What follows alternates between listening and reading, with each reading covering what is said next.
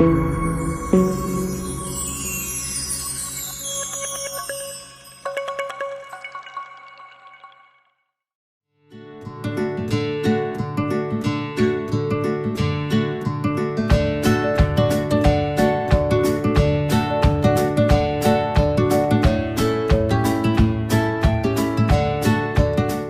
бы ни пытался помешать нам, а тем более создать угрозы для нашей страны, для нашего народа, должны знать, что ответ России будет незамедлительным и приведет вас к таким последствиям, с которыми вы в своей истории еще никогда не сталкивались. Okay dear students and viewers, आप लोग बेहतर होंगे उम्मीद करता हूं, लेकिन शायद आप लोगों को भी वही चिंता सता रही होगी जो मुझे सता रही। आप लोग भी चैनल से जुड़े हुए होंगे और जो अभी प्रेजेंट यूक्रेन रशियन रिलेशंस की जो क्राइसिस है, जो वर्ल्ड क्राइसिस में बदल चुकी है, उस पर आपकी चिंता बहुत ही स्वाभाविक है। टीवी चैनल्स पर दुनिया के चुने हुए एक्सपर्ट्स आ चुके हैं, अपने अपने बयान दे चुके हैं। फिर आपके मन में जिज्ञासा होगी कि आखिर मुझे फिर इस चैनल पर आने की जरूरत क्यों पड़ रही है। मैं इस वीक में कुछ दूसरा लेक्चर लेने वाला था आपका, लेकिन 2 दिनों पहले घटना में इस तरह से नाटकीय परिवर्तन आया कि मुझे लगा कि नहीं, कुछ मुद्दे लेकर मुझे आपके पास जाने चाहिए। क्योंकि माय स्टूडेंट्स एंड व्यूअर्स, एक अहम बात होती है इंफॉर्मेशन टेक्नोलॉजी के इस युग में, जिसे आप सूचना प्रौद्योगिकी की क्रांति कहते हो, उसका एक सबल पक्ष है कि हमारे पास विचारों की कमी नहीं होती है। We are having the various sources. अगर आप बाइलिंगुअल हैं तो आपके पास हिंदी इंग्लिश दोनों सोर्स होते हैं। अगर इंग्लिश में जो कंफर्टेबल नहीं है तो उनको हिंदी सोर्स भी आज की तारीख में बहुत ज़्यादा है, उन्हें भी कोई कमी नहीं खलती है। बहुत अच्छे अच्छे चैनल्स ने अपने आप को हिंदी में ढाल लिया है। तो आप लोगों को सूचनाओं की कमी नहीं है, केवल जरूरत है सूचनाओं को व्यवस्थित करना। क्योंकि जब मुद्दे आते हैं तो मैं अपने स्टूडेंट्स को क्लास में भी बताने की कोशिश करता हूं, और आप लोगों को तो मैं नियमित रूप से अपने चैनल के माध्यम से, इसलिए मैंने इसको present and the past communication series and critical opinion series, ये 2 सीरीज को मैं हमेशा चलाता रहा, ताकि मैं अपने स्टूडेंट्स और व्यूअर्स को इस बात के लिए एजुकेट कर सकूं कि कभी भी सामाजिक विज्ञान में एक दृष्टिकोण नहीं होता, हमेशा एक से अधिक की संभावना होती है। उसमें थोड़ी समस्या होती है कि जब लोग पहली बार पढ़ना शुरू करते हैं तो जो पहला विचार मिल जाता है, उसी को अस्थाई, उसी को परमानेंट और उसी को ऑथेंटिक मान लेते हैं, और उसके विरोध में जो विचार मिलता है, उनसे पृथक जो विचार मिलता है, उस विचार को इनऑथेंटिक या उसको वह फॉल्स कह के रिजेक्ट कर देते हैं।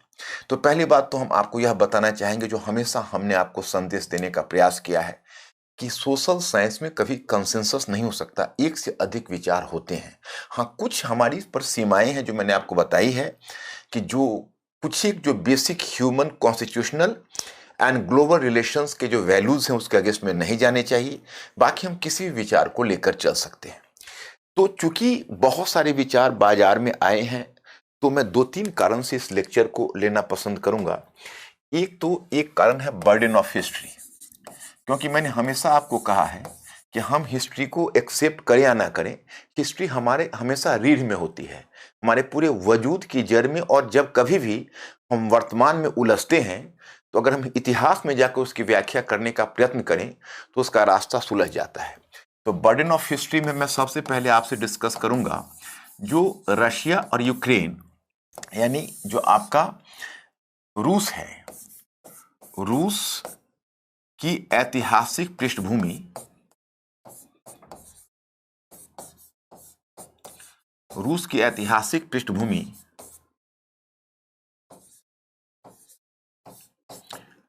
तथा यूक्रेन के साथ संबंध। मतलब आपने व्लादिमीर पुतिन की हुंकार सुनी, और उस हुंकार को सुनने के बाद आपको ऐसा लगा होगा कि जो सबसे अहम चीज है वह है कि ख्रुश्चेव, जो एक रशियन कम्युनिस्ट प्रेसिडेंट था, उसने लॉन्ग अर्लियर 1962-63 में भी क्यूबा प्रक्षेपात संकट में जितना बड़ा जोखिम मोल नहीं लिया, उससे बड़ा जोखिम यह मोल लेने के लिए तैयार है। विश्व जनमत को अपनी समस्या भी बता रहा है और चेतावनी भी दे रहा है कि इससे दूर रहें। जो आने की कोशिश करेंगे वह ऐसा नजारा देखेंगे, ऐसा परिदृश्य उनके सामने उपस्थित होगा जो उन्होंने कभी नहीं देखा है। क्या उनका इशारा हिरोशिमा और नागासाकी से बड़े डिवास्टेशन की तरफ है? तो ये बहुत ही चिंता की बात है। लेकिन हम आपको एक बात और भी बताना चाहेंगे कि हर चीज के दो पक्ष होते हैं, दोनों पक्षों पर हमारी नजर होनी चाहिए और हम उस पक्ष के बारे में किसी एक पक्ष को, क्योंकि देखिए एक्चुअली है कि अभी वर्ल्ड मीडिया पर वेस्टर्न मीडिया का नियंत्रण है और वेस्टर्न मीडिया जो चीजों को दर्शाता है वह हमेशा वैसा ही सुहावना नहीं होता है, वैसा ही क्लियर नहीं होता है। उसके पीछे कहीं ना कहीं वेस्टर्न बायस भी होता है। तो यह जो व्लादिमीर पुतिन कर रहे वो तो really, it was really, you can say completely should be rejected and just running counter to the basic international relations and values. इसमें कहीं कोई डाउट नहीं है, लेकिन इसके पीछे का जो इतिहास है उस पर भी हमारी निगाह होनी चाहिए। जैसे देखिए रूस की ऐतिहासिक पृष्ठभूमि तथा यूक्रेन के साथ संबंध। तो पहली बात तो हम यह जानना चाहेंगे या आपको बताना चाहेंगे कि एक बार आप रूस पर थोड़ा सा नजर डालें तो आप पाएंगे कि देखिए रूस एक्चुअली एक सामान्य सा देश नहीं रहा है। इसमें थोड़ी बहुत असामान्यता हमेशा रही है, थोड़ी बहुत क्या बहुत ज्यादा असामान्यता रही है। रूस का अगर हम पीछे इतिहास में जाना चाहें तो मैं आपको कम्युनिस्ट रशिया के इतिहास की बात नहीं कर रहा। कम्युनिस्ट रशिया का इतिहास तो बहुत लेटेस्ट है जो 1917 से शुरू हुआ है। मैं आपको कोल्ड वॉर का इतिहास भी नहीं डिस्कस कर रहा, क्योंकि कोल्ड वॉर का इतिहास भी मैं पीछे एक लेक्चर में आपको कोल्ड वॉर नहीं बताया। इनफैक्ट मैंने आपको रूस में लेनिन से पुतिन तक की बात बता चुका हूं। अभी जो मैं इतिहास की बात कर रहा उसमें हमारा इशारा या हमारा संकेत कहीं और है। अब देखें, जैसे देखिए मोटे तौर पर आप देखिए कि पहले एक मास्कोवाइट रीजन था जिसको आप ग्रैंड डची ऑफ मास्को भी बाद में जानते हैं। तो यह जो रीजन था वो पहले इतना बड़ा नहीं था। एक सेंट्रल एशिया में आप कह सकते हैं कि सेंट्रल एशिया में और थोड़ा सा यूरोप का पार्ट भी हो सकता है, ईस्टर्न यूरोप का एक रीजन था जो एग्जिस्ट कर रहा था। और यूक्रेन का जहां तक सवाल है तो यूक्रेन और रूस के बीच बहुत ही चोली दामन का संबंध है। दोनों के बीच एक कल्चरल इंटीग्रेशन है, क्योंकि देखिए दोनों स्लाव बैकग्राउंड का है, स्लाव रेश के बैकग्राउंड का भी है। और एक समय था कि एक टर्म आपका आएगा वो है कीवियन रूस।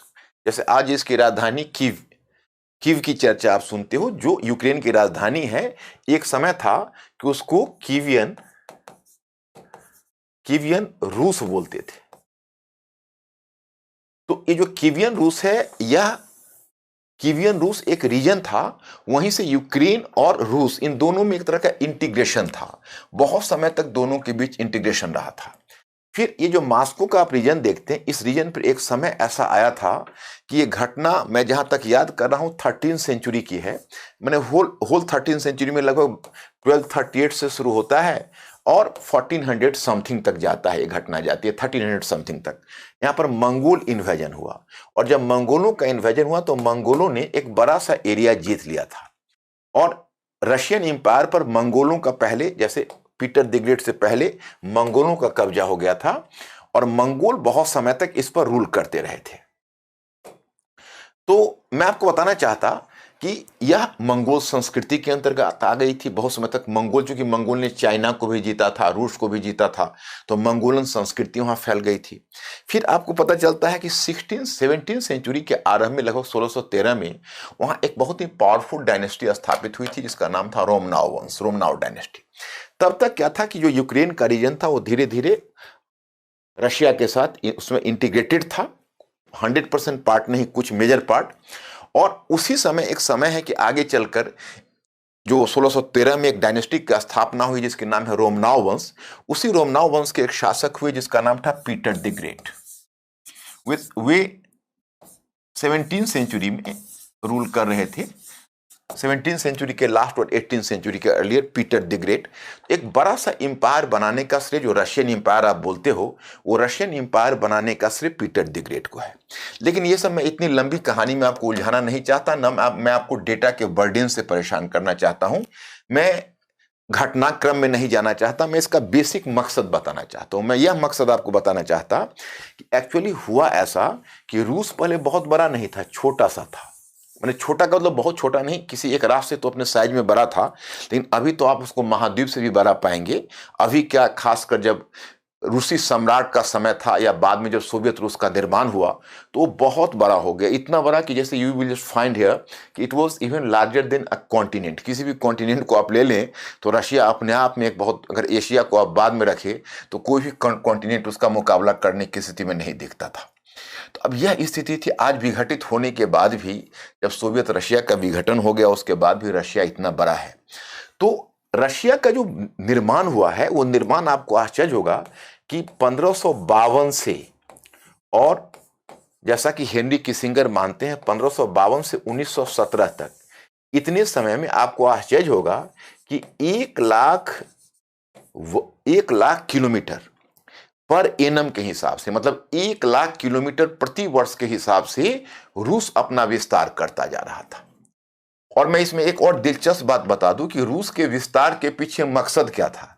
रूस के विस्तार के पीछे मकसद था offence is the best defence. क्योंकि मंगोलों का आक्रमण हुआ, मंगोलों ने उसको जीत लिया था। फिर उसे रूस के अगर पूरे रीजन को देखेंगे, मैं आपको आगे रूस का मानचित्र दिखाऊंगा, तो आपको आश्चर्य होगा कि ये रूस का जो मानचित्र है, उस मानचित्र को देखने के बाद आपको ऐसा प्रतीत होगा कि कितनी रेंज में फैला हुआ है, ये कितने क्लाइमेट से जूझ रहा है और कितनी ज्योग्राफिकल रीजन में इसका फैलाव है। जैसे देखिए, सेंट्रल एशियन है, काकेशियन है, फिर आप देखेंगे बाल्टिक रीजन है, ईस्टर्न यूरोप है, बाल्कन रीजन है, साउथ ईस्ट एशिया है, पैसिफिक रीजन है। तो आपको जानकर आश्चर्य होगा, देखिए बेरिंग सी तक यहां पहुंच रहा है। और आपको और भी ये देखकर आश्चर्य होगा कि बेरिंग सी तक पहुंच रहा है। जो अलास्का का रीजन है रशिया का ईस्ट में, ये वेस्ट में रीजन है। और जब एशिया में अलास्का, जहां रशिया पहुंचता है पैसिफिक में, वहां पर अमेरिका का एडजॉइनिंग रीजन है। अलास्का कभी रूस का रीजन हुआ करता था, रशिया का, लेकिन it has just sold out to USA and this incident has taken place when, तो इन 1867 में उसने अलास्का को बेच दिया। हालांकि बाद में रूस को अपनी गलती का एहसास हुआ होगा, क्योंकि अलास्का के बेचने से उसका एक बहुत महत्वपूर्ण हाथ कट गया, जिसकी चर्चा मैं अभी तुरंत कर रहा हूं। फिलहाल मैं बताऊं, इसका जो इतना बड़ा साम्राज्य जो बनाया था, रूसी साम्राज्य, इसके पीछे वजह थी अपना बचाव। अपना बचाव यह कि इस जगह आप देखोगे तो इस जगह, यह जो यूरोप का, जहां पर आज आप जो जगह है जिसको यूक्रेन देख रहे हो, रूस के बाद सबसे बड़ा गणतंत्र वही था सोवियत रूस में। तो वह यूक्रेन की जो जगह है, उस जगह पर, वहां से लेकर आप वेस्ट में जहां भी देखो, एस्टोनिया, लिथुआनिया, बेलारूस, ये वेस्ट का जो पार्ट है, जहां वेस्ट में फैला हुआ है। तो इसका सबसे बड़ी दिक्कत है, चलिए, एशिया और यूरोप को विभाजित करने वाला तो एक यूराल पर्वत है। 75% हिस्सा इसका एशिया में है, 75%, और 25% इसका यूरोप में है। और चलिए, एशिया में और यूरोप में विभाजित करने वाली जो रेखा है वो यूराल पर्वत है। लेकिन यह पश्चिम से उसे कोई पहाड़ नहीं, कोई सुरक्षा नहीं है, और पूरा मैदानी भाग खुला हुआ है। तो हमेशा इसको पश्चिम से आक्रमण का खतरा होता था। मैंने एक लेक्चर में आपको बताया था एक क्रिटिक के बारे में, जो जियोपॉलिटिशियन भी है, वैसे जर्नलिस्ट हैं।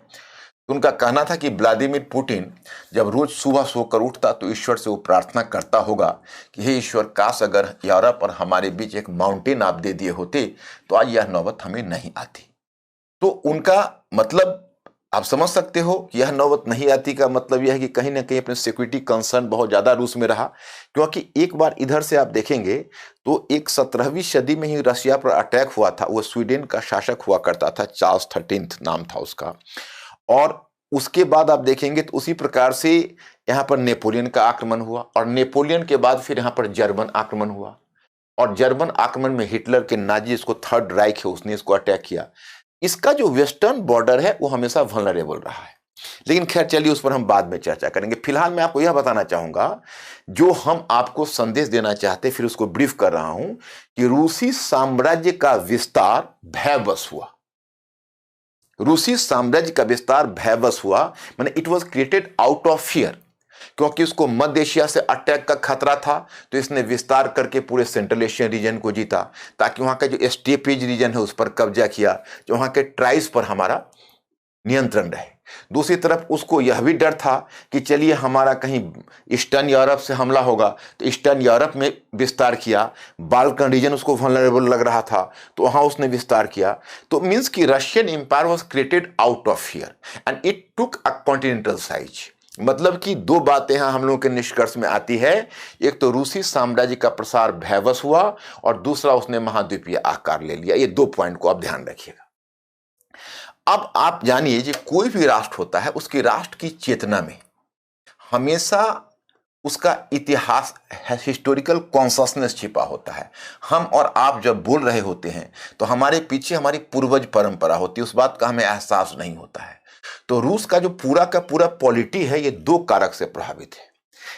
एक कारक यह है कि इसका साइज बहुत बड़ा था, इसलिए बहुत जगहों पर खुलता था, वर्ल्ड के बहुत सारे भाग में खुलता था, नंबर वन। नंबर टू कि यह चूंकि यह एम्पायर का क्रिएशन किया था, वो आउट ऑफ फियर किया था, और offence is the best defence मानकर चला, तो इसलिए आगे इसकी जितनी भी राजनीति, इसकी फॉरेन पॉलिसी थी, उस फॉरेन पॉलिसी का एम्फेसिस ही विस्तार पर था कि अगर आपको बचाना है तो आपको बड़ा करना पड़ेगा। जिस समय आपने अपने आप पर सीमा बांध दिया, उसी समय वो सीमा आपकी कमजोरी बन जाएगी।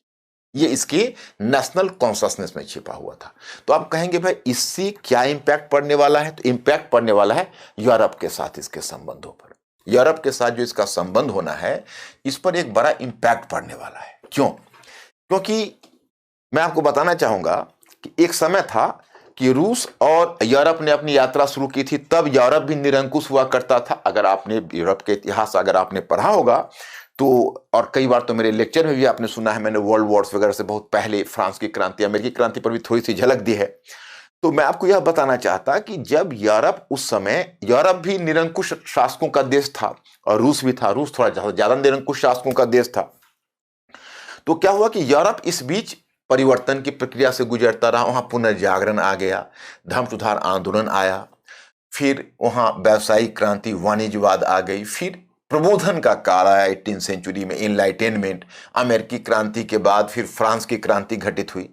तो यूरोप जब इन प्रक्रियाओं से गुजर रहा था, उससे पहले ही, मतलब फ्रांस की क्रांति तो मैं थोड़ा ज्यादा दूर चला गया, आप मान कर चलिए कुल मिलाकर जब पुनर्जागरण, धर्म सुधार आंदोलन, व्यावसायिक क्रांति, वाणिज्यवाद और प्रबोधन के प्रक्रिया से जब यूरोप गुजर रहा था, उस समय रूस अपना साम्राज्यवादी प्रसार करके लौटा, और तब उसकी निगाह यूरोप पर गई। और पहला रूसी शासक था जिसका नाम था पीटर द ग्रेट। तो पीटर द ग्रेट पहला ऐसा रशियन रूलर था जो पश्चिम की तरफ बहुत ज्यादा आकर्षित था। उसको लगता था कि हम पश्चिम की तरह हमें बनना है, हमें पूर्वी संस्कृति से निकलनी है। अब देखिए 75%, 75% जो रशिया है वह एशिया में पड़ा हुआ है, लेकिन कभी भी रूस अपनी एशियन लेगेसी को लेकर चलने के लिए तैयार नहीं था।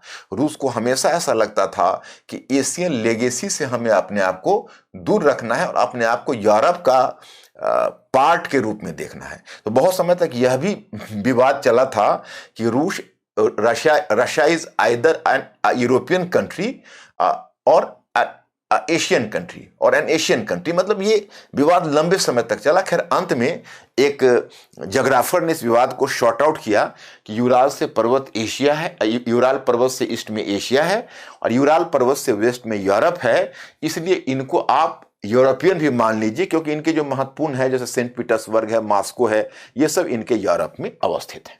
तो चलो ये बन गया, यूरोपियन कंट्री के रूप में इसकी पहचान मिल रही है।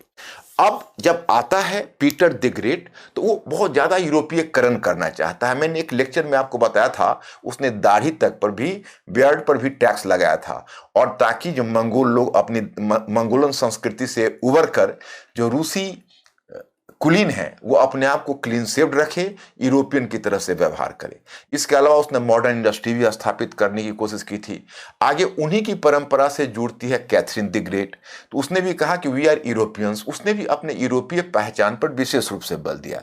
देखिए, राष्ट्रीय पहचान अपने आप में बहुत बड़ी चीज होती है, लेकिन रूस में अब एक चीज है जो उसको यूरोप से कल्चरली अलग करता है कि रूस का शासक, जो कि यूरोप तो पुनर्जागरण, धर्म सुधार आंदोलन और प्रबोधन के बाद वहां के शासक ने अपनी सीमा स्वीकार की, प्रतिनिधात्मक सरकार स्थापित की। प्रतिनिधात्मक सरकार का मतलब होता है रिप्रेजेंटेटिव गवर्नमेंट, आप कह लीजिए कि भाई हम जनता को प्रतिनिधित्व देंगे। हम धीरे धीरे उन्होंने क्रमिक रूप में प्रजातांत्रिकरण आरंभ कर दिया। हालांकि प्रजातंत्र अभी बहुत दूर की चीज है, परंतु वो प्रक्रिया उन्होंने आरंभ कर दी, मतलब रिप्रेजेंटेटिव गवर्नमेंट को स्थापित करना शुरू किया। तो जब वो ये सारी प्रक्रिया से गुजर रहे थे, उस समय दो बातों में यूरोप से रूस अलग था। क्योंकि मैं थोड़ा सा कभी आपको रेफरेंस में बताया होगा, लेकिन एक दिलचस्प चीज है यूरोप में जो आप जानेंगे, जिसका नाम है, आपने ट्रीटी ऑफ वेस्टफेलिया का नाम सुना होगा। ट्रीटी ऑफ वेस्टफेलिया,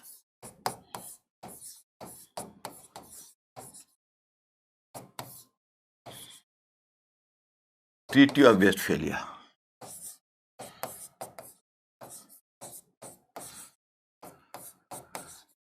वेस्टफेलिया की संधि।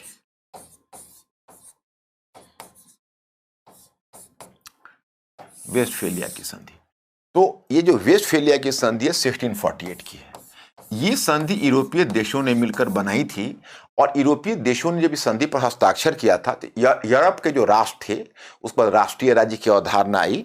तो यूरोप के जो राष्ट्र थे वो प्राय इन्हीं संधियों से प्रभावित थे। उनका मानना था कि ट्रीटी ऑफ वेस्टफेलिया के बारे में यूरोपियन राष्ट्रों का मानना था कि यही संधि हमारे विदेश नीति का निर्धारक होगा, जिसमें एक राष्ट्र दूसरे राष्ट्र की भौगोलिक सीमा को स्वीकार करेगा। और वेस्टफेलिया की संधि ने एक कॉन्सेप्ट लाया था जिसको कहते हैं बैलेंस ऑफ पावर, यानी शक्ति संतुलन की अवधारणा। लेकिन यह वेस्टफेलिया का जो कॉन्सेप्ट है, जो वेस्टफेलिया कल्चर है, जो एक राष्ट्र के भौगोलिक सीमा को सम्मान करने की बात करता है, या फिर जो अंतर्राष्ट्रीय संबंधों में बैलेंस ऑफ पावर की बात करता है, रूस इससे बहुत दूर था। रूस उस संस्कृति में विश्वास करता था कि offence is the best defence, कि हमारी शक्ति पर कोई सीमा नहीं होनी चाहिए। जिस दिन हमारे विस्तार पर सीमा लगी उस दिन हम कमजोर हो जाएंगे। तो वह वेस्टफेलियन आइडियोलॉजी में रशिया का विश्वास नहीं। ये इंपॉर्टेंट चीज है, रूस इसमें विश्वास नहीं करता है। यह पहली चीज आप जानिए। दूसरी बात कि एक तरफ जब पश्चिम जब परिवर्तनों की प्रक्रिया से गुजर रहा था, तो कहीं ना कहीं पश्चिमी देशों को यह भरोसा था, या पश्चिमी देश इस तरह का व्यवहार करते थे, या वहां के जो शासक हैं वो निर्वाचित शासक होने के बावजूद भी उनके मन में यह भाव था कि हम जनता के प्रति उत्तरदायी हैं।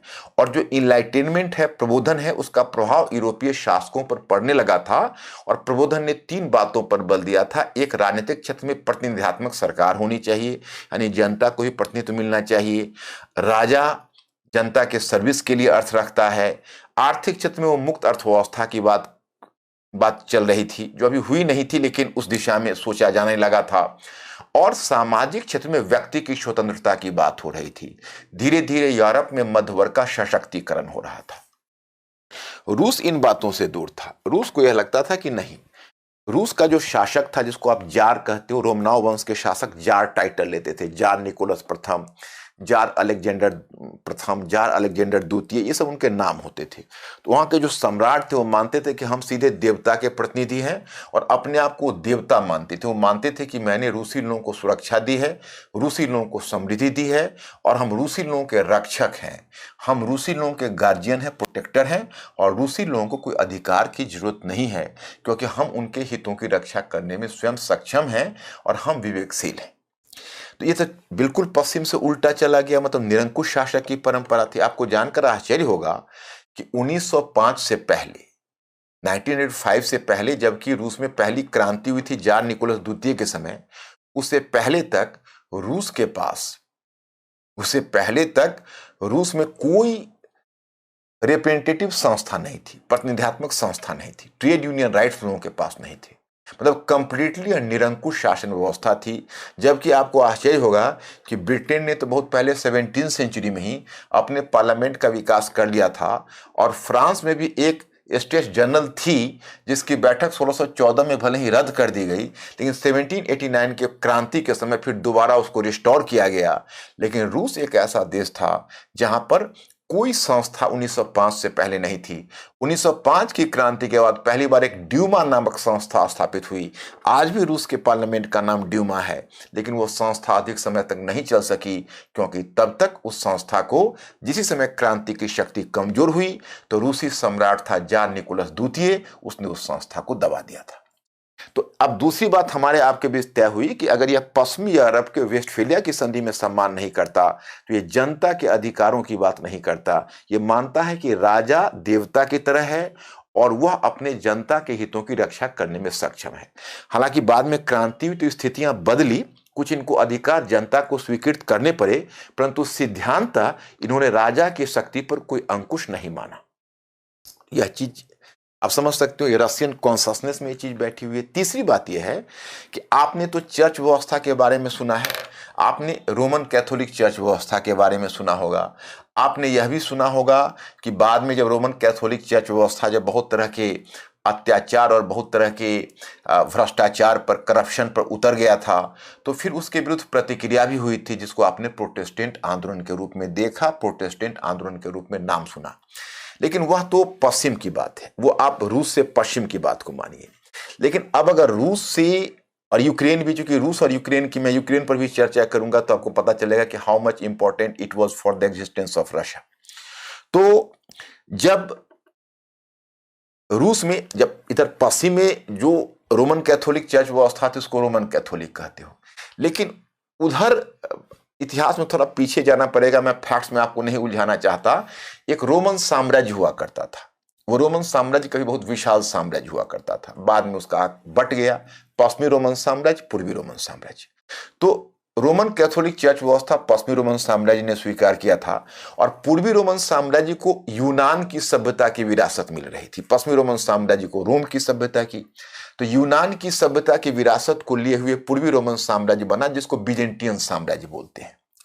जब 1453 में बिजेंटियन साम्राज्य को तुर्कों ने जीत लिया, मुस्लिम शक्ति ने, तो बाद में रसिया उसमें से कुछ पार्ट को रिकवर भी किया और फिर उसने इस्लामी शक्ति से पूरब में मुकाबला भी किया, और रूस को यह बात बैठ गई कि हम इस्लाम से और चर्च व्यवस्था को बचाने के लिए हम हैं, हम कहीं ना कहीं पूर्वी रोमन साम्राज्य की विरासत के हम उनकी विरासत के भागी हैं और हम उनके सक्सेसर हैं।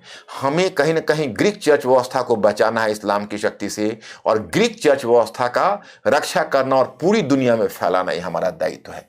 तो जब पूरे यूरोप पश्चिमी रोमन कैथोलिक चर्च व्यवस्था का संरक्षक था, तो रूस ग्रीक चर्च व्यवस्था का संरक्षक था, और सिर्फ संरक्षक ही नहीं था, she came to believe that कि this Greek church system should be universal in nature।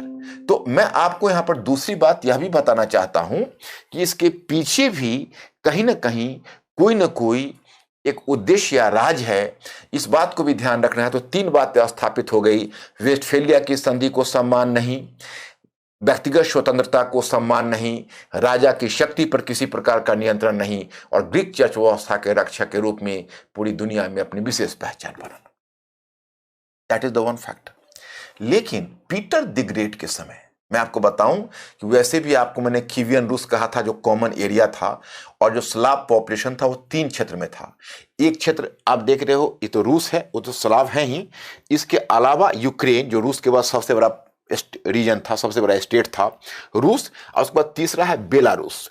ये तीन क्षेत्र हैं, ये तीन क्षेत्र आते थे, जो बेसिकली ये यूक्रेन है और ये बेलारूस है। ये तीनों एक तरह से स्लाव पॉपुलेशन बेस्ड रीजन था, और ये तीनों में सेंस ऑफ फेलो फीलिंग था। तो एक तो रशियन लोग अपने को यूक्रेन के को अपना पार्ट मानते थे, अपने भाई बिरादर मानते थे, और यूक्रेन को लेकर वो शुरू से ही कल्चरली और पॉलिटिकली बड़ा इमोशनल फील करते रहे, क्योंकि उसने बहुत क्लोज माना।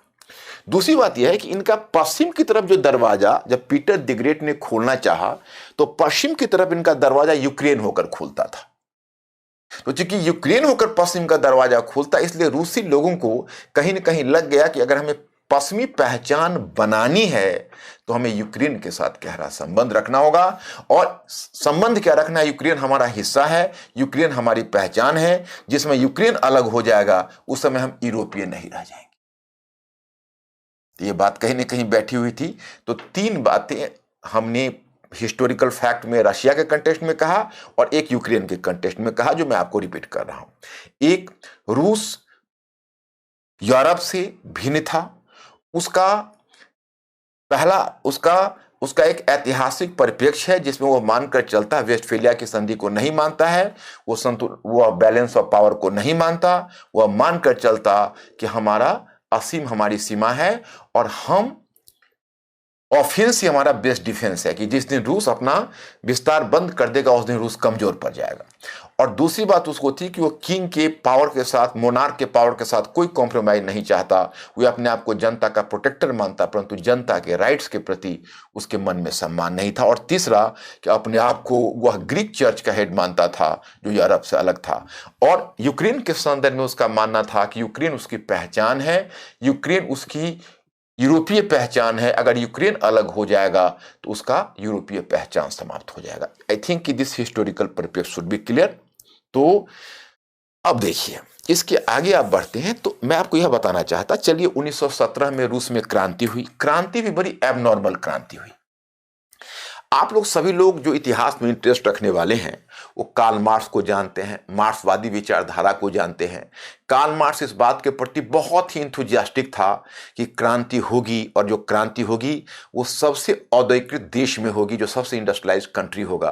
कार्ल मार्क्स ने एक तरह से विज्ञान के फार्मूला की तरह क्रांति का फार्मूला बनाया हुआ था कि more industrialisation means more exploitation of workers और प्रोलेटेरिएट। वो सर्वहारा बोलता था श्रमिकों को कि जहां जितना औद्योगिकरण होगा वहां उस मात्रा में सर्वहारा का शोषण होगा, और सर्वहारा का जहां जितना शोषण होगा वहां सर्वहारा में वर्गीय चेतना आएगी, और वर्गीय चेतना आएगी तो वहां सबसे पहले क्रांति घटित होगी। और उसको विश्व क्रांति का आदर्श था, उसके मन में विश्व क्रांति का मॉडल था। तो क्रांति तो एक देश विशेष से शुरू होगी, लेकिन यह क्रांति पूरी दुनिया में फैलेगी और पूरी दुनिया को में एक साम्यवादी सरकार होगी। तो बड़े उदात्त, बड़े ही सबलाइम विचार उसके थे, बड़े ही रोमांटिक विचार थे। लेकिन कार्ल मार्क्स स्वयं निराश होकर मरा, और कहीं भी पश्चिमी यूरोप में, जबकि उसका कम से कम कैलकुलेशन था ब्रिटेन में या जर्मनी में इस प्रकार की क्रांति होगी, कहीं क्रांति घटित नहीं हुई। क्यों? क्योंकि पश्चिमी यूरोप के देशों ने तब तक अपने आप को इतना बदल लिया था कि कार्ल मार्क्स भी पूंजीवाद के अनुकूलन की शक्ति को नहीं समझ पाया था। उसे ऐसा लगा था कि नहीं, कैपिटलिज्म स्वयं ढह जाएगा, उसका मानना था। लेकिन उसको यह पता नहीं था कि यह पूंजीवादी देश इतना स्मार्ट निकलेंगे कि वह पूंजीवाद को इस तरह से परिवर्तित कर देंगे, इतना ट्रांसफॉर्म कर देंगे कि वह एक्चुअली पूंजीवाद मरेगा नहीं, वो मजबूत होकर निकलेगा। और अंत में कार्ल मार्क्स का 1883 में जब मृत्यु हुई उसमें कहीं भी रिवॉल्यूशन नहीं हुआ था। अब आपको आश्चर्य होगा कि रूस जहां इंडस्ट्रियलाइजेशन में सबसे, औद्योगिकरण में पीछे था कई देशों से, परंतु 1917 में यहां बोल्शेविक क्रांति हुई। इसका कारण यह था कि रूस बाकी जगहों पर लोगों को बहुत सारे अधिकार मिल गए थे, बहुत सारी सुविधाएं मिल गई थी वर्कर्स को, और रूस में लोगों को बेसिक राइट्स नहीं दिया वहां के मोनार्क ने। तो मार्क्सिस्ट सॉल्यूशन एक एबनॉर्मल सॉल्यूशन है, और वो एबनॉर्मल सॉल्यूशन एक एबनॉर्मल राष्ट्र में ही संभव था, और वह था रूस, एक एबनॉर्मल एम्पायर में। तब तक तो राष्ट्र भी, रूस तो ठीक से राष्ट्र भी नहीं बन पाया था, एक एबनॉर्मल एम्पायर में ही संभव है। और तब उसने, जो लेनिन ने जो क्रांति लाई, उस क्रांति के बाद, और तब तक इधर कुछ और घटनाएं हुई है, उधर पेरिस पीस कॉन्फ्रेंस हुआ है, जर्मनी ने इस क्षेत्र को जीता है। तो पहले गेट पर जर्मनी का सामना करने में जो रशिया के मुहाने पर जो क्षेत्र है आप देख ही रहे हो, ये सब क्षेत्र में एक यूक्रेन को भी सामना करना पड़ेगा, but they will fight against the Nazis also. और इस प्रकार से जब वह यहाँ से हिटलर का थर्ड राइक आता है तो उसका स्टालिनग्राड, तब तक तो इसका नाम स्टालिनग्राड हो गया, तो स्टालिनग्राड के किले को तोड़ता है, इस क्षेत्र को जीतने की कोशिश करता है। खैर एनीवे, रूस हिटलर को पराजित करने में, सोवियत रूस, तब तो सोवियत रूस था, 1917 के बाद वो कहलाया सोवियत रूस, और पूरा का पूरा जो रशियन एम्पायर है वह अब यूएसएसआर में बदल गया, वो सोवियत रूस में बदल गया। सोवियत रूस ने विस्तार की नीति छोड़ दी कि हमें नए क्षेत्रों को नहीं जीतना। तो 1917 तक आकर जो अब तक विस्तार रूस के शासकों के द्वारा किया जा रहा था वो समाप्त हो गया। लेकिन अब देखो यहाँ पर जो कम्युनिस्ट मॉडल है, वो कम्युनिस्ट मॉडल ने भी फिर वही गलती की। क्योंकि देखिए रूस में प्रजातंत्र की परंपरा रही ही नहीं है, ना पहले थी, पहले भी ये अलग था। जब साम्यवादी पद्धति आई तो कार्ल मार्क्स ने घोषणा की थी डिक्टेटरशिप ऑफ प्रोलेटेरिएट, सर्वहारा का तानाशाह, कि भाई ये सरकार बनेगी उसमें सर्वहारा की तानाशाही होगी। तो लेनिन ने सर्वहारा की तानाशाही स्थापित की और स्टालिन ने वो सर्वहारा की तानाशाही को एक व्यक्ति की तानाशाही में बदल दिया और एक पूरा निरंकुश मॉडल कायम हो गया। यह पता करना मुश्किल था कि सोवियत रूस, इससे पहले जो रूसी सम्राट, जो रूस के जार हुआ करते थे, उनके समय जितना केंद्रीयकरण नहीं था, उससे कहीं ज्यादा केंद्रीयकरण रूसी आप कह सकते हो यूएसएसआर में, और इस यूएसएसआर के अंतर्गत हो गया, विशेषकर इसलिए कि स्टालिन ने बड़े पैमाने पर औद्योगिकरण किया और अब रेलवे का विकास हो चुका था काफी, यातायात और संचार व्यवस्था विकसित होने से रशियन जो डिफेंस सिस्टम मैकेनिज्म है वो पहले की तुलना में कहीं ज्यादा मजबूत हो चुका था। लेकिन जो रूस की, सोवियत रूस की विविधता थी, इसको कोई भी सोवियत रूस की साम्यवादी सरकार मानने के लिए तैयार नहीं थी। और यूक्रेन और भी बेहतर ढंग से इंटीग्रेट हो गया इस काल में। 1922 में यूक्रेन पार्ट बन गया और यूएसएसआर का, और बड़ा ही बेहतर ढंग से यूक्रेन इंटीग्रेट हो गया। तो अब यूक्रेन में देखिए कोई समस्या ऐसी नहीं थी, क्योंकि उस समय वहां पर भी साम्यवादी सरकार ही, चूंकि यहाँ पर तो इनकी नीति थी कि हर जगह अब साम्यवादी सरकार ही स्थापित थी। 15 रिपब्लिक, ये जो तुम देख रहे हो, इसको लेनिन ने 15 गणतंत्रों में ढाल दिया था। और लेनिन ने कुछ उदारता भी दिखाई थी पहले कि इस गणतंत्र को पृथक होने का भी अधिकार है, जिसका खामियाजा 91 में सोवियत रूस को भुगतना पड़ा। तो उन 15 गणतंत्रों में ढाला, उसमें एक रूस के बाद, रूसी गणतंत्र के बाद सबसे महत्वपूर्ण गणतंत्र यूक्रेन ही था। और इतना विश्वासी जगह था चूंकि इसमें स्लाव पॉपुलेशन 3 में बहुत ज्यादा प्रीडोमिनेंट थे। एक तो रूस में थे स्लाव, दूसरा यूक्रेन में था और तीसरा बेलारूस में था। इसलिए आप देखोगे कि जब रूस ने परमाणु हथियार बनाए, सोवियत रूस ने, तो सोवियत रूस का परमाणु हथियार बना था 1949 में। 1945 में अमेरिका ने बनाया। चूंकि आप तो जानते हो मैं अभी कोल्ड वॉर नहीं टटोलना चाहूंगा, उधर मेरा जाना उद्देश्य नहीं है। तो शीत युद्ध जब आरंभ हुआ तो कोल्ड वॉर में पहले यूएसए ने अपना न्यूक्लियर वेपन्स बनाया, जो हिरोशिमा और नागासाकी जापान पर उसने उसको ड्रॉप भी किया। लेकिन सोवियत रूस ने इस चैलेंज को उठाया और उसमें उसने अपना वो जिजीविषा दिखाई, वो अपना वो एनर्जी दिखाई, और 1949 में उसने भी अपने परमाणु हथियार, न्यूक्लियर वेपन्स बना लिए। तो जब यूएसएसआर एक न्यूक्लियर नेशन बना, विश्व क्रांति का तो आदर्श स्टालिन ने छोड़ दिया, कहा कि मैं पहले एक देश में समाजवाद को मजबूत बनाऊंगा। तो एक तरह से रूसी साम्यवाद ने भी राष्ट्रवाद के साथ जुड़ाव कर लिया, साठगांठ कर लिया। और तब आपको सूचना मिलती है कि जब रूस ने अपने न्यूक्लियर वेपन्स बनाए तो उसने 4 जगहों पर जो अपना उसका जो इंस्टॉलेशंस रहा, उसमें रूस एक क्षेत्र रहा, दूसरा उसने यूक्रेन को चुना, तीसरा बेलारूस को चुना, चूंकि ये तीनों तो स्लाव पॉपुलेटेड थे। एक कजाकिस्तान को चुना। कजाकिस्तान हालांकि उनकी परिधि से बाहर था, बावजूद इसके कजाकिस्तान को चुनने की वजह यह थी कि यह भी एक इंपॉर्टेंट स्टेट था और सेंट्रल एशियन में रूस की पहुंच को बनाने के लिए काफी था। तो रूस ने कजाकिस्तान को भी चुना। इसके अलावा इन तीनों को, तो 4 जगहों पर रूस ने अपने मिलिट्री इंस्टॉलेशंस बनाए, न्यूक्लियर इंस्टॉलेशंस बनाए, और इन चारों जगहों पर उसने न्यूक्लियर वेपन्स को वहां पर डिप्लॉय किया था और वहां पर उनके न्यूक्लियर रिएक्टर्स वगैरह और उनके जो परमाणु जो हथियार थे वो सुरक्षित रखे गए थे। तो यह इस तरह से सोवियत रूस जब गठित हुआ तो उस समय भी यूक्रेन उनका एक बहुत ही इंपॉर्टेंट पार्ट रहा। एक देखिए, इस पर एक, अगर हम यूक्रेन और रूस के केवल इतिहास पर जाना चाहेंगे तो उसमें 2 लेक्चर केवल उसी में लगना है। तो मुझे थोड़ा सा उसकी झलक देकर आगे बढ़ना है, क्योंकि मुझे वर्तमान में भी पहुंचना है। तो मैं आपको बताऊं कि आप लोगों में जो जिज्ञासु हो और जो जिसको इंग्लिश से परहेज नहीं हो, तो उसमें एक सेरहिल पोखिल हैं। तो सेरहिल पोखिल एक यूक्रेन के हिस्टोरियन है। तो उनकी बुक, यूक्रेन के हिस्टोरियन है, तो मैंने बहुत पहले ही उनका 2014 में ही बुक पढ़ी थी, जिसमें क्रीमिया का अनेक्सेशन किया था तो सेरिल वोखिल का निकला था पुस्तक, उसका नाम था the gates of Europe. Gates of Europe लिखा था यूक्रेन के लिए, क्योंकि रूस के लिए गेट्स ऑफ यूरोप यूक्रेन ही था। तो उस बुक को मैंने जब घटना हुई है तो मैंने फिर एक बार उसको रिन्यू किया है, देखा है एक बार कि भाई क्या लिखते हैं वो।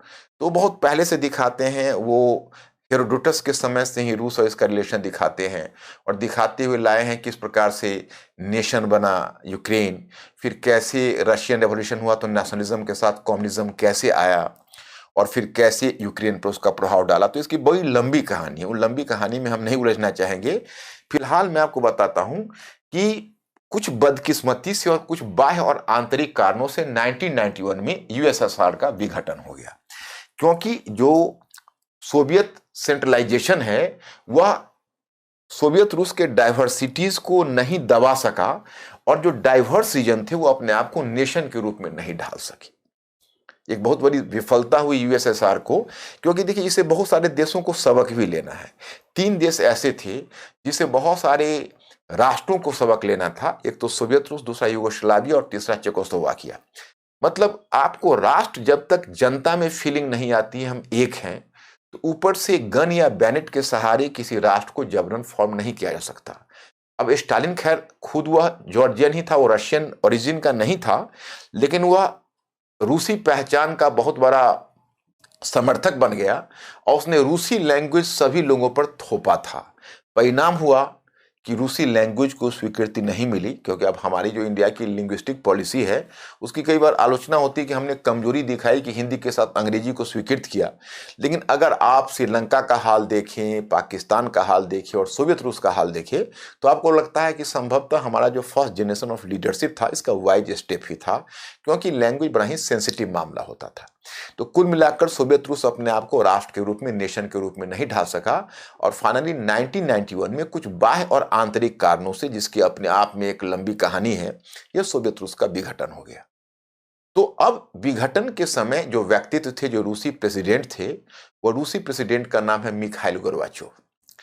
अब आज तक मिखाइल गोर्बाचोव का भी मूल्यांकन होता है कि कहीं गोर्बाचोव तो ही डिवास्टेशन के कारण नहीं बने, क्योंकि देखिए रूस में प्रॉब्लम तो हमेशा रहा। 19वीं सदी में भी विभिन्न राष्ट्रीयताओं के लोग या विभिन्न नस्लीय समूह के लोग हैं, वो कहीं ना कहीं स्वतंत्रता की आकांक्षा रखते थे, और जो रूसी शासक है उसे दबा कर रखते थे।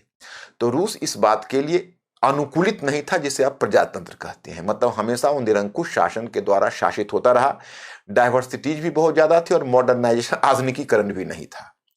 और एक महाद्वीपीय आकार वाले देश को राष्ट्र बनाने के लिए जितना प्रयास करने की जरूरत थी, न तो उतना रूस में हुनर था, न धैर्य था। तो राष्ट्र उसको के रूप में ढालना उसके लिए बहुत ही मुश्किल था। तो एक ही विकल्प बच जाता था, डंडे के बल पर दबाए रखना। तो यह विकल्प पहले रूस के जार शासकों ने अपनाया, उसके बाद वही विकल्प अपनाया आगे कम्युनिस्ट रशिया ने, यूएसएसआर ने, कि डंडे के बल पर उसने उसकी एकता और अखंडता को बनाए रखी। लेकिन बाद में 91 तक आकर 85 में ही जब यूएसएसआर के प्रेसिडेंट के रूप में चुने गए मिखाइल गोर्बाचोव, उन्होंने एक नीति लागू की थी, उसको पेरेस्ट्रोइका एंड ग्लासनोस्ट की नीति कहते हैं। उसकी गहराई में हम नहीं जाना चाहेंगे। कुल मिलाकर आप यही मानकर चलिए, उन्होंने सिस्टम को लिबरलाइज कर दिया। लिबरलाइज का मतलब उसको उदार बना दिया, लोगों को कुछ स्वतंत्रताएं प्रदान कर दी, उनको विचारों की अभिव्यक्ति दे दी। आर्थिक क्षेत्र में भी उन्होंने कुछ प्राइवेटाइजेशन को प्रोत्साहन दे दिया। तो लगता है कि रूस इन वातावरण में, इस प्रजातांत्रिक वातावरण में जीने का आदी नहीं था। और फिर जो चेन रिएक्शन हुआ, जो लगातार प्रतिक्रिया हुई, उस प्रतिक्रिया का परिणाम हुआ 1991 में सोवियत रूस का विघटन हो गया। तो सोवियत रूस के विघटन के समय अब यहां से यूक्रेन और रूस का वाकई मामला शुरू होता है, रूसी गणतंत्र का, जिसको रूसी फेडरेशन कहते हो, जो अभी वर्तमान में चला आता है यूक्रेन क्राइसिस के ऊपर यहां से। तो अब देखिए, जब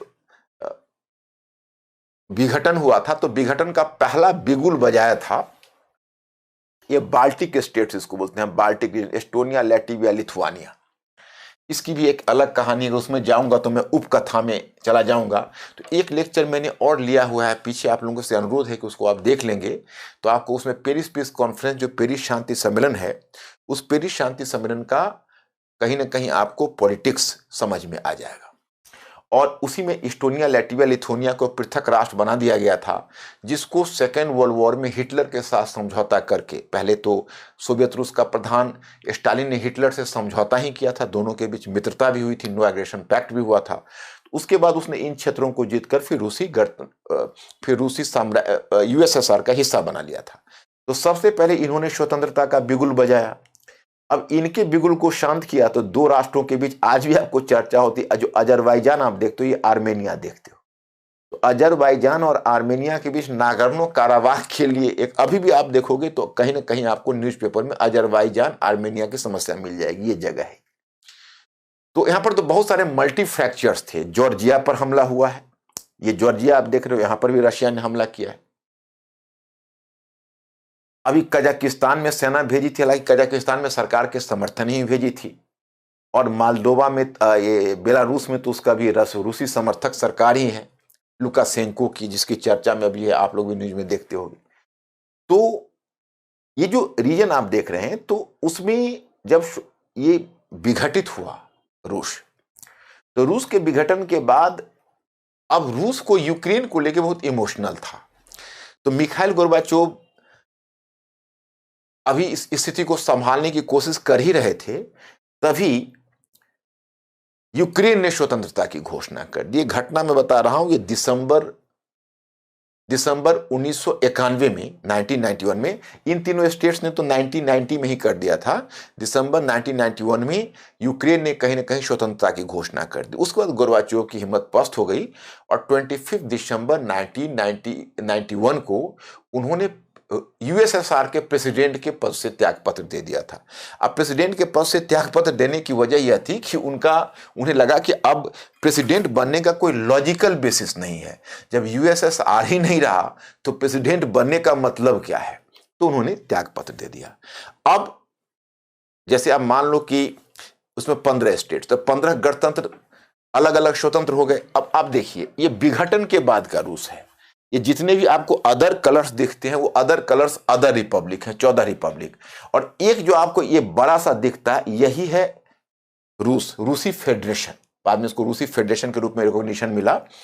रूसी गणतंत्र था पहले, तो ये मिला। और इतने बड़े क्षेत्र का, इस जैसे आप देखते हो कि अब इंडिया है तो एक इंडियन तो फेडरेशन है, यूनियन ऑफ स्टेट्स है, और उसके साथ बहुत सारे स्टेट्स हैं इसमें जिनके चीफ मिनिस्टर हैं। तो उसी प्रकार से इन स्टेट्स के अपने अपने प्रेसिडेंट होते थे गणतंत्रों के। तो रूसी गणतंत्र का प्रेसिडेंट था बोरिस येल्त्सिन। तो बोरिस येल्त्सिन, उसका नाम था बोरिस येल्त्सिन। तो इसने अब ये चाह रहा था कि रूस का तो विघटन वैसे भी हो चुका है, तो चलिए इसके जो रबल्स हैं, इसके जो मलबे हैं, उस मलबे से जितने को जोड़कर हम एक तो रूस को बचा सके। मन ही मन उन्हें खुशी भी हो रही थी, गोर्बाचोव जा रहे थे, अब रूस उनका अपना हो रहा था। रूसी गणतंत्र के अब वो हेड हो रहे थे, उनके ऊपर कोई दूसरा हेड नहीं था। दूसरा सोच रहे थे कि चलिए ये जो इसके रबल्स हैं, इसके जो अवशेष हैं, उस मलबे से कुछ हम लाभ कर ले। तो वो अलग अलग स्टेट से वो चाह रहे थे कि चलिए हम लोगों के बीच एक समझौता हो जाए, फ्यूचर समझौता। और उन्होंने किया भी, एक बना CIS, एक ढीला ढाला संघ की तरह, उसको CIS नाम दिया गया। 1991 में उन्होंने सारी रिपब्लिक के हेड की बैठक बुलाई और कॉमनवेल्थ ऑफ इंडिपेंडेंट स्टेट्स करके बनाया था। हालांकि अभी तो हम देखोगे कि व्लादिमीर पुतिन ने तो कुछ और ज़्यादा संगठित डिफेंस सिस्टम, डिफेंस मैकेनिज्म को डेवलप किया है, लेकिन उस समय यही कुछ हो सका। तो बोरिस येल्त्सिन उस समय बहुत ही इमोशनल फील कर रहे थे। उसी समय उन्होंने यूक्रेन से वार्ता की थी। क्रावचुक करके उसके हेड हुआ करते थे, उनसे उन्होंने वार्ता की और उनसे एक तरह से अनुरोध किया कि हम और आप, मतलब यूक्रेन और हम, ये सब इंटीग्रेटेड थोड़ा सा रहें और हम लोगों का अपना एक कॉमन डिफेंस सिस्टम हो, हम लोगों का कुछ एक साझी व्यवस्था हो। यूक्रेन का जो हेड थे क्रावचुक, वो समझ गए कि भाई अगर हम रशिया के साथ रहेंगे तो फिर रशिया हमें दबा कर रखेगा and it will just colonise it. इसने साफ मना कर दिया कि नहीं, हमें आपके साथ रहना नहीं है, हम भी इंडिपेंडेंट है, जो भी होगा वो हम और आप कुछ दोस्ती कर ले, कुछ समझौता कर ले, कुछ आगे के लिए कुछ एक अंडरस्टैंडिंग बना ले, हम लोग एक अच्छे मित्र के रूप में रहें, लेकिन हम आपके किसी तरह से किसी इंटीग्रेशन में हम आपके साथ नहीं। तो थोड़ा बोरिस येल्त्सिन इमोशनल थोड़ा हर्ट भी हुए। इमोशनल क्या हो तो पॉलिटिकली भी उनके लिए एक हर्ट होने वाली बात थी। लेकिन चलिए, उन्होंने सोचा कि अब डूबते को तिनके का सहारा जो हो जाता है उसको कर लूं। अब एक दूसरी समस्या जो आ रही थी, ये इनकी भी, रूस की भी समस्या थी। इससे बड़ी समस्या पश्चिमी देशों की थी, क्योंकि उस समय तो जब ये सब पूरा प्रकरण चल रहा था, जब सोवियत रूस में और रशिया के बीच, तो सॉरी रूस यानी जिसमें यूएसएसआर और यूएसए के बीच जिस समय जितने तरह के विवाद चल रहे थे, समझौते चल रहे थे, दोनों के बीच शीत युद्ध की समाप्ति का दौर चल रहा था, तब तो यूएसए के लीडर थे जिनका नाम था रोनाल्ड रीगन। लेकिन अब आ गए थे एच.डब्ल्यू. बुश, तो वो अब बुश चीजों को देख रहे थे, ये जॉर्ज बुश के पिताजी, वो चीजों को देख रहे थे, तो दोनों के बीच वार्ता हो रही थी। तो एच.डब्ल्यू. बुश को भी इस बात का भय था कि अगर ये न्यूक्लियर इंस्टॉलेशंस जो रूसी गणतंत्र का है, जो सोवियत रूस का है, वो कई स्टेट्स में है, और वहां से कहीं ऐसा ना हो कि न्यूक्लियर टेक्नोलॉजी स्प्रेड कर जाए और फिर ये वर्ल्ड के लिए खतरा हो जाए। इसलिए किसी प्रकार से हमें न्यूक्लियर वेपन्स को समेटना है। उसका बेहतर उपाय यही होगा कि बोरिस येल्त्सिन वैसे भी फ्रेंडली था कि हम बाकी जगहों पर से न्यूक्लियर वेपन्स को उठाकर और उसे मैं रूस को ही सुपुर्द करवा दूं। तो उन्होंने उसमें पहल भी की। तो 1994 में उसको एक बुडापेस्ट मेमोरेंडम बोलते हैं। तो उसमें 1994 की बात है, उसमें यूएसए थे, ब्रिटेन थे और उसके साथ रूस था। इन सबों ने मिलकर यूक्रेन को सिक्योरिटी की गारंटी दी, उसे सुरक्षा की गारंटी दी और कहा कि आप अपना परमाणु हथियार हमें सुपुर्द कर दीजिए, आपको कोई डरने की जरूरत नहीं है, रूस भविष्य में आप पर किसी प्रकार का प्रहार नहीं करेगा। क्योंकि एक समस्या थी जिसे तुम देखते हो, ये जो जगह आप, एक मैं मानचित्र पर एक चीज दिखाना चाहता, जैसे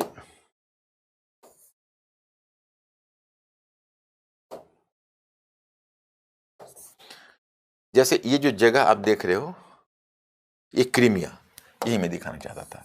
ये क्रीमिया जो काला सागर में है, यहीं पर आप देखो सेवास्तोपोल है, और सेवास्तोपोल उसका एक पोर्ट भी है। और जो ब्लैक सी है, वो ब्लैक सी इधर दक्षिण की तरफ खुलता है रशिया में। तो ये जो ब्लैक सी है, ये ब्लैक सी की तरफ, यही इधर रशिया का निकासी इधर से ही है। तो इसमें हुआ घटना क्या थी क्रीमिया की, कि 1954 में, 1954 की बात है, उस समय ख्रुश्चेव हुआ करते थे रशियन प्रेसिडेंट। और जब यूक्रेन भी रूस का ही पार्ट था और यूक्रेन को लेकर रशिया हमेशा इमोशनल रहता, तो उसने सोचा कि भाई कोई बात नहीं है, क्रीमिया रूस में रहे, यूक्रेन में रहे, है तो यूएसएसआर का पार्ट।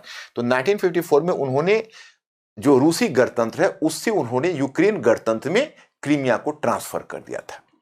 तो जब अब सोवियत रूस का विघटन हुआ, यूक्रेन एक अलग गणतंत्र बन गया और रूस के साथ कोई इंटीग्रेशन नहीं चाहने लगा, तो फिर बोरिस येल्त्सिन हाथ मल रहे थे। उनको लग रहा था कि यार ये तो क्रीमिया निकल जाएगा फिर, और ये तो क्रीमिया पर तो कुछ बात नहीं करने देगा। लेकिन अभी उनको परमाणु हथियार लेना था, तो यहां तक वादा कर दिया गया कि चलिए आप क्रीमिया भी रखिए, हमें आप पर कोई भी सुरक्षा, आपको सुरक्षा संबंधी कोई हमसे खतरा नहीं होगा, हम और आप अच्छे मित्र बने रहेंगे। यूक्रेन ने भी कहा कि सेवास्तोपोल जो पोर्ट है उसका आप इस्तेमाल करिए, उसमें हमें कोई समस्या नहीं है, क्रीमिया हमारा पार्ट रहेगा। तो ठीक है, इसी बात पर दोनों के बीच सहमति कुछ कुछ बन गई और यूएसए और ब्रिटेन ने भी गारंटी दे दी सुरक्षा की, और अंत में न्यूक्लियर जो वेपन्स थे वो ट्रांसफर हो गए रूस के पास। तो इसी बात पर अभी यूक्रेन को अफसोस हो रहा है कि अगर हमारा वह न्यूक्लियर वेपन्स रह गया होता तो आज रूस कम से कम हम पर आक्रमण करने का रूसी फेडरेशन हिम्मत नहीं करता, क्योंकि हमारे लिए वो बहुत बड़ा एक डेटांट का काम कर सकता था, एक काउंटर फोर्स का काम कर सकता था। तो ये बात है। खैर चलिए, लेकिन इस 94 का अगर आप संधि देखेंगे तो आपको सारी गलतियां रूस की नजर आएगी। लेकिन एक अगर और संधि आप 1997 का देख लेंगे तो फिर आपको कुछ और भी बातें समझ में आने लगेगी। 97 की संधि यह होगी कि 97 में नाटो के बीच, नाटो जो देश है नाटो, अब ये नाटो को तो सभी लोग जानते होंगे, केवल नाटो के इतिहास में मुझे लगता है कि कुछ लोग यह नहीं जानते होंगे कि आखिर ये नाटो की जरूरत क्यों पड़ी थी। क्योंकि देखो, नाटो शीत युद्ध में आया था, दैट इज ट्रू कि नाटो शीत युद्ध का पार्ट रहा था, शीत युद्ध में नाटो की जरूरत थी। तो सवाल ये उठता है कि जब शीत युद्ध समाप्त हो गया 1990 में और 1991 तक जब वार्सा पैक्ट, जो कम्युनिस्ट कंट्रीज का जो समाजवादी देशों का जो ग्रुप था, जब वह भी डिसइंटीग्रेट कर गया, तो इस नाटो की जरूरत क्यों थी, उसको भी डिमोबिलाइज कर दिया जाता। लेकिन नहीं, अमेरिका को उस समय एक खुशफहमी थी कि हम वर्ल्ड डोमिनेंस को बनाए रखेंगे, हम पूरे विश्व में प्रभुत्व बनाए रखेंगे और नेटो हमारा प्रभुत्व बनाने का हथियार होगा। और बाद में तो आप यह भी देखोगे कि स्वयं बहुत इंपॉर्टेंट इंटरनेशनल इश्यूज में जहां यूएनओ हेल्पलेस हो रहा था, वहां पर सिर्फ यूएसए खुद उलझने लगा और नेटो उसमें उलझने लगा। जैसे आप देखोगे 1999 की बात बता रहा हूं कि उस समय, मैं उसमें नहीं जाना चाहता, बस एक झलक दे रहा हूं कि उस समय एक यूगोस्लाविया का विघटन हुआ था, तो सर्बिया ने बोस्निया में एथनिक क्लींसिंग शुरू कर दी थी। एथनिक क्लींसिंग एक टर्म है, वो टर्म का मतलब होता है किसी खास जाति, किसी खास नस्ल के लोगों को जब बड़ा ही मैसिव स्केल पर उनका एसेसिनेशन किया जाए, किलिंग किया जाए या उनको इजेक्ट किया जाए भूमि से, तो उसको एथनिक क्लींसिंग बोलते हैं। तो जब एथनिक क्लींसिंग जब शुरू कर दिया था तो नेटो, उसमें यूएनओ ने हस्तक्षेप किया। तो आप जानते हो यूएनओ के पास तो अपनी कोई निजी सेना होती नहीं है, और वैसे भी यूएनओ तो यूएसए के पॉकेट में इतिहास के अधिकांश समय में रहा है। तो नेटो उसको लीड करने आ गया और उसने सर्बिया पर बॉम्बार्डमेंट भी किया था, जबकि सर्बिया क्लाइंट स्टेट था रूस का, लेकिन बोरिस येल्त्सिन था जो एक कमजोर शासक था, जो कमजोर हेड था रूस का, रूसी फेडरेशन का, जो अमेरिका की तरफ सहायता के लिए देखता था, अमेरिका से आर्थिक सहायता पाने की इच्छा रखता था कि 10 से 15 बिलियन डॉलर हमें मिलेंगे तो हमारी इकोनॉमी अच्छी होगी। तो चुपचाप, जैसे कोई अपने नौकर को या अपने छोटे भाई को किसी पड़ोसी से पीटते देखे, लेकिन पड़ोसी से स्वार्थ को देखते हुए वो अपने छोटे भाई को पिटाई खाने दे, उसी प्रकार से सर्बिया को पीटते हुए देखा, लेकिन उसने उसमें इंटरवेन नहीं किया और नेटो ने उसमें पूरी तरह से एक एक्टिव रोल प्ले किया। वह यही नेटो है। उसके बाद नेटो चलता रहा। उसके बाद जो दुनिया में जहां जहां इसके सैनिक अड्डे थे, कहीं भी सैनिक अड्डे में कोई कटौती नहीं की, बल्कि अपने प्रभाव क्षेत्र को उल्टा बढ़ाया। ये सब चल रहा था। अब 97 तक क्या हुआ कि इधर जो दो तरह के देश थे, एक तो आप अगर सोवियत रूस या शीत युद्ध का अंत देखोगे तो इसका सबसे देखो सहज तरीका याद रखने का होता है, जहां तक मैंने अपने बच्चों को हमेशा यही ट्रेन किया है कि याद रखने का सहज तरीका यह होता है कि क्रमबद्ध पढ़ के और दिमाग में सेट करिए। मैंने क्रमबद्ध नोट बनाई और क्रमबद्ध दिमाग में रखिए, किसके बाद क्या हुआ, किसके बाद क्या हुआ। अगर आज आप हमको आज की समस्या अगर आप रशिया यूक्रेन की कहेंगे, तो अगर मैं सिर्फ इसको पढ़ूंगा तो मैं उससे नहीं जुड़ पाऊंगा। जब मैं उन दोनों के संबंधों को पीछे से देखूंगा, पीछे क्या हुआ, क्रीमिया वाला मामला देखूंगा और भी मामला देखूंगा, तो फिर चीजें शीशे की तरह साफ होता चलता है। अच्छा, इसके बाद ये हुआ, इसके बाद ये हुआ। तो मैं अपने स्टूडेंट्स को भी इसी रूप में ट्रेन करता हूं कि चीजों को एक दूसरे से जोड़कर देखिए, आपके लिए सहज हो जाएगा। तो अब ठीक है, तो इधर आपने देखा कि अब रूस 15 के 15 गणतंत्र हैं और बोरिस येल्त्सिन है वो एक तरह से लाचार ही बना हुआ था। अब इसी पृष्ठभूमि में व्लादिमीर पुतिन का उद्भव हुआ। अगर व्लादिमीर पुतिन का उद्भव नहीं होता तो अमेरिका फिर अपने तरीके से बढ़ता चलता। हाँ, उससे पहले एक छोटी सी और घटना बता दूं कि जैसे मैंने 1994 की ट्रीटी बताई, तो 1997 में 1997 में नेटो कंट्रीज के बीच और रूसी फेडरेशन के बीच एक संधि हुई। क्योंकि उस संधि की वजह यह थी कि देखिए दो बातें हुई थी। एक तरफ तो आप देखते हो कि बहुत सारे जो ईस्ट यूरोपियन कंट्रीज हैं, वह ईस्ट यूरोपियन कंट्रीज जो आप देखोगे पोलैंड से लेकर और जितने भी आपके बुल्गारिया या आपको रूस के दक्षिण पूर्व में आते हैं, जैसे बुल्गारिया, अल्बानिया, रोमानिया, यूगोस्लाविया तो टूट चुका था, चेकोस्लोवाकिया भी टूट चुका था। तो इन सब के जो पार्ट थे वह पश्चिमी देशों से बंधना चाहते थे, उनको गले लगाना चाहते थे। तो अब दो रूपों में गले लगा सकते थे, उनके पास दो विकल्प थे। एक था नेटो और दूसरा था यूरोपियन यूनियन। तो पहले तो यूरोपियन यूनियन के लिए एस्पायर करते थे। उन्हें लगता था कि भाई हमारी इकोनॉमी बहुत समय तक समाजवादी व्यवस्था के तहत कूटती पीसती रही है, हमारा पूंजीवादी रूपांतरण सफल रूप में हो जाएगा, हम कहीं ना कहीं पश्चिमी यूरोप के बाजार से जुड़ेंगे तो हमारी आर्थिक तरक्की होगी। तो वे सब पहले गुहार करते थे कि हमें आप यूरोपियन यूनियन में जोड़ लीजिए। तो पश्चिमी देशों ने कहा कि देखिए यूरोपियन यूनियन में जोड़ने में एक समस्या यह है कि आपकी इकोनॉमी अभी काफी नीची है, तो पहले आपकी इकोनॉमी को थोड़ा शॉक वेव देते हैं, थोड़ा सा उसको डेवलप करते हैं और फिर आप पूंजीवादी रूपांतरण धीरे धीरे करिए और जब आपकी इकोनॉमी थोड़ी अच्छी होगी तो हम आपको यूरोपियन यूनियन में इंटीग्रेट कर लेंगे।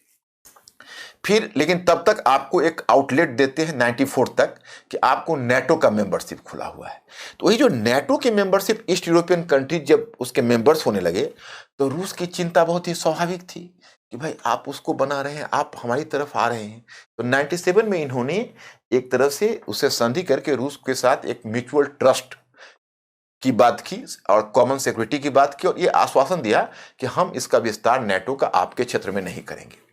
और ब्रिटेन के प्राइम मिनिस्टर ने तो बहुत असर्टिवली ये बात कही, लेकिन बावजूद इसके 3 चरणों में उन्होंने अपने नेटो का विस्तार करते चले गए। बाकी देश तो, सबसे बड़ी बात यह है कि जो रूसी गणतंत्र पहले हुआ करता था, नेटो यहां पहुंच गया, नेटो पोलैंड में पहुंच गया। पोलैंड वगैरह तो अलग भी थे, जो पहले रूस के पार्ट थे उन क्षेत्रों में नेटो पहुंच गया। और अब मामला वहीं से देखिए उठा है। मामला यहां से ये उठा है कि जब इन सारे जगहों पर नेटो पहुंच गए, ये जो क्षेत्र आप देख रहे हैं, जस्ट 1 मिनट, इन सारी जगहों पर जब नेटो पहुंच गए, अब यह है रूस। और रूस के 100 किलोमीटर के अंदर जब अब यूक्रेन की बारी आई, तो हुआ कि अब यूक्रेन, चूंकि यूक्रेन भी अर्जी दे रहा था कि हमें भी नेटो और यूरोपियन यूनियन का मेंबरशिप चाहिए। इससे पहले पश्चिमी देश कुछ नहीं बोल रहे थे, लेकिन 2008 में उस समय बिल क्लिंटन थे, हाँ, जॉर्ज डब्ल्यू बुश, तो 2002 में, हाँ, जॉर्ज डब्ल्यू बुश, तो उस समय उनको आश्वासन दिया गया 2008 में पहली बार कि हाँ आपको इसका मेंबरशिप दिया जाएगा। अब बताइए क्या 2008 का यह आश्वासन 1997 की जो ट्रीटी थी रूस के साथ, उसके रूसी फेडरेशन के साथ, वो गलत नहीं था? वो तो आप, अगर आप यूक्रेन को ला रहे हो तो उसमें तो आपको दिक्कतें होंगी और रूस के बहुत ही निकट होगा वो चीज। तो यह चीज आश्वासन के मतलब दोनों तरफ से गलतियां हो रही थी, उधर रूस की तरफ से भी तो इधर इनकी तरफ से भी, मतलब दोनों साइड से फॉल्ट हुआ है। तब तक उधर केजीबी के, कभी जिस समय एक साम्यवादी सरकार थी, कम्युनिस्ट सरकार थी, उसी समय केजीबी वहां की एक गुप्तचर एजेंसी थी, सीक्रेट एजेंसी थी, उसकी में एक बहुत ही हायर ऑफिसर पद पर हुआ करते थे व्लादिमीर पुतिन। तो व्लादिमीर पुतिन जिसमें सोवियत रूस का विघटन हो रहा था, उस समय बड़ा ही साश्रु नयन से, आंख भरे हुए आंखों से देख रहे थे। वो अपने आप को प्रचंड राष्ट्रवादी मानते थे, लेकिन देखते देखते 1991 में सोवियत रूस विघटित हो गया। तो पहले वो बोरिस येल्त्सिन की सेवा में आए, लेकिन उधर फिर बोरिस येल्त्सिन थोड़ा बीमार भी रहने लगे, उनको हार्ट अटैक भी हो गया और सिचुएशंस भी थोड़ा सा कॉम्प्लिकेटेड होने लगा। तो बोरिस येल्त्सिन ने उन्हें पॉलिटिक्स में लाए 1991 में, और वो पहले उनको पद मिला और 2000 ईस्वी से वो प्रेसिडेंट बन गए। और वही जब बना तो 2 टेन्योर वो सीधा रह गए, 4 नहीं 2008 तक। और उसके बाद 2008 में जाके जब 2 टेन्योर उनका समाप्त हो गया, मैं इलेक्शन में बता चुका हूं, अभी उस तरफ नहीं जाना चाहूंगा, तो फिर उन्होंने पोस्ट को स्वैप कर लिया, प्राइम मिनिस्टर के पोस्ट पर चले गए 1 टेन्योर के लिए, और उधर दामित्री मेदवेदेव को प्रेसिडेंट बना दिया, जो उन्हीं के पिट्ठू, उन्हीं के समर्थक थे। और फिर 4 वर्ष के बाद वो फिर 2 टेन्योर को उनको मिल गया। तो वो फिर, लेकिन तब तक उन्होंने एक काम और किया, कॉन्स्टिट्यूशन में एक अमेंडमेंट लाकर 4 वर्ष के बजाय 6 वर्ष के लिए कर लिया। तो 12 वर्ष का तो हिसाब किताब बैठ गया। तो 2012 से 2024 तक तो वैसे ही हो गए हैं, और उसके आगे की तैयारी भी उन्होंने कर रखी है कि उनको आगे किस प्रकार से करना है। तो this man is ruling in Russia nearly in from since the last 25 years, you can say. तो अब इतना लंबा समय तक 24-25 ईयर्स तक किसी के द्वारा रूल करना, और आगे मुझे लगता है कि ये पद को इतनी आसानी से छोड़ेंगे नहीं। ये सब तो उनका अपना इंटरनल प्रॉब्लम, उससे हमें कोई लेना देना नहीं है।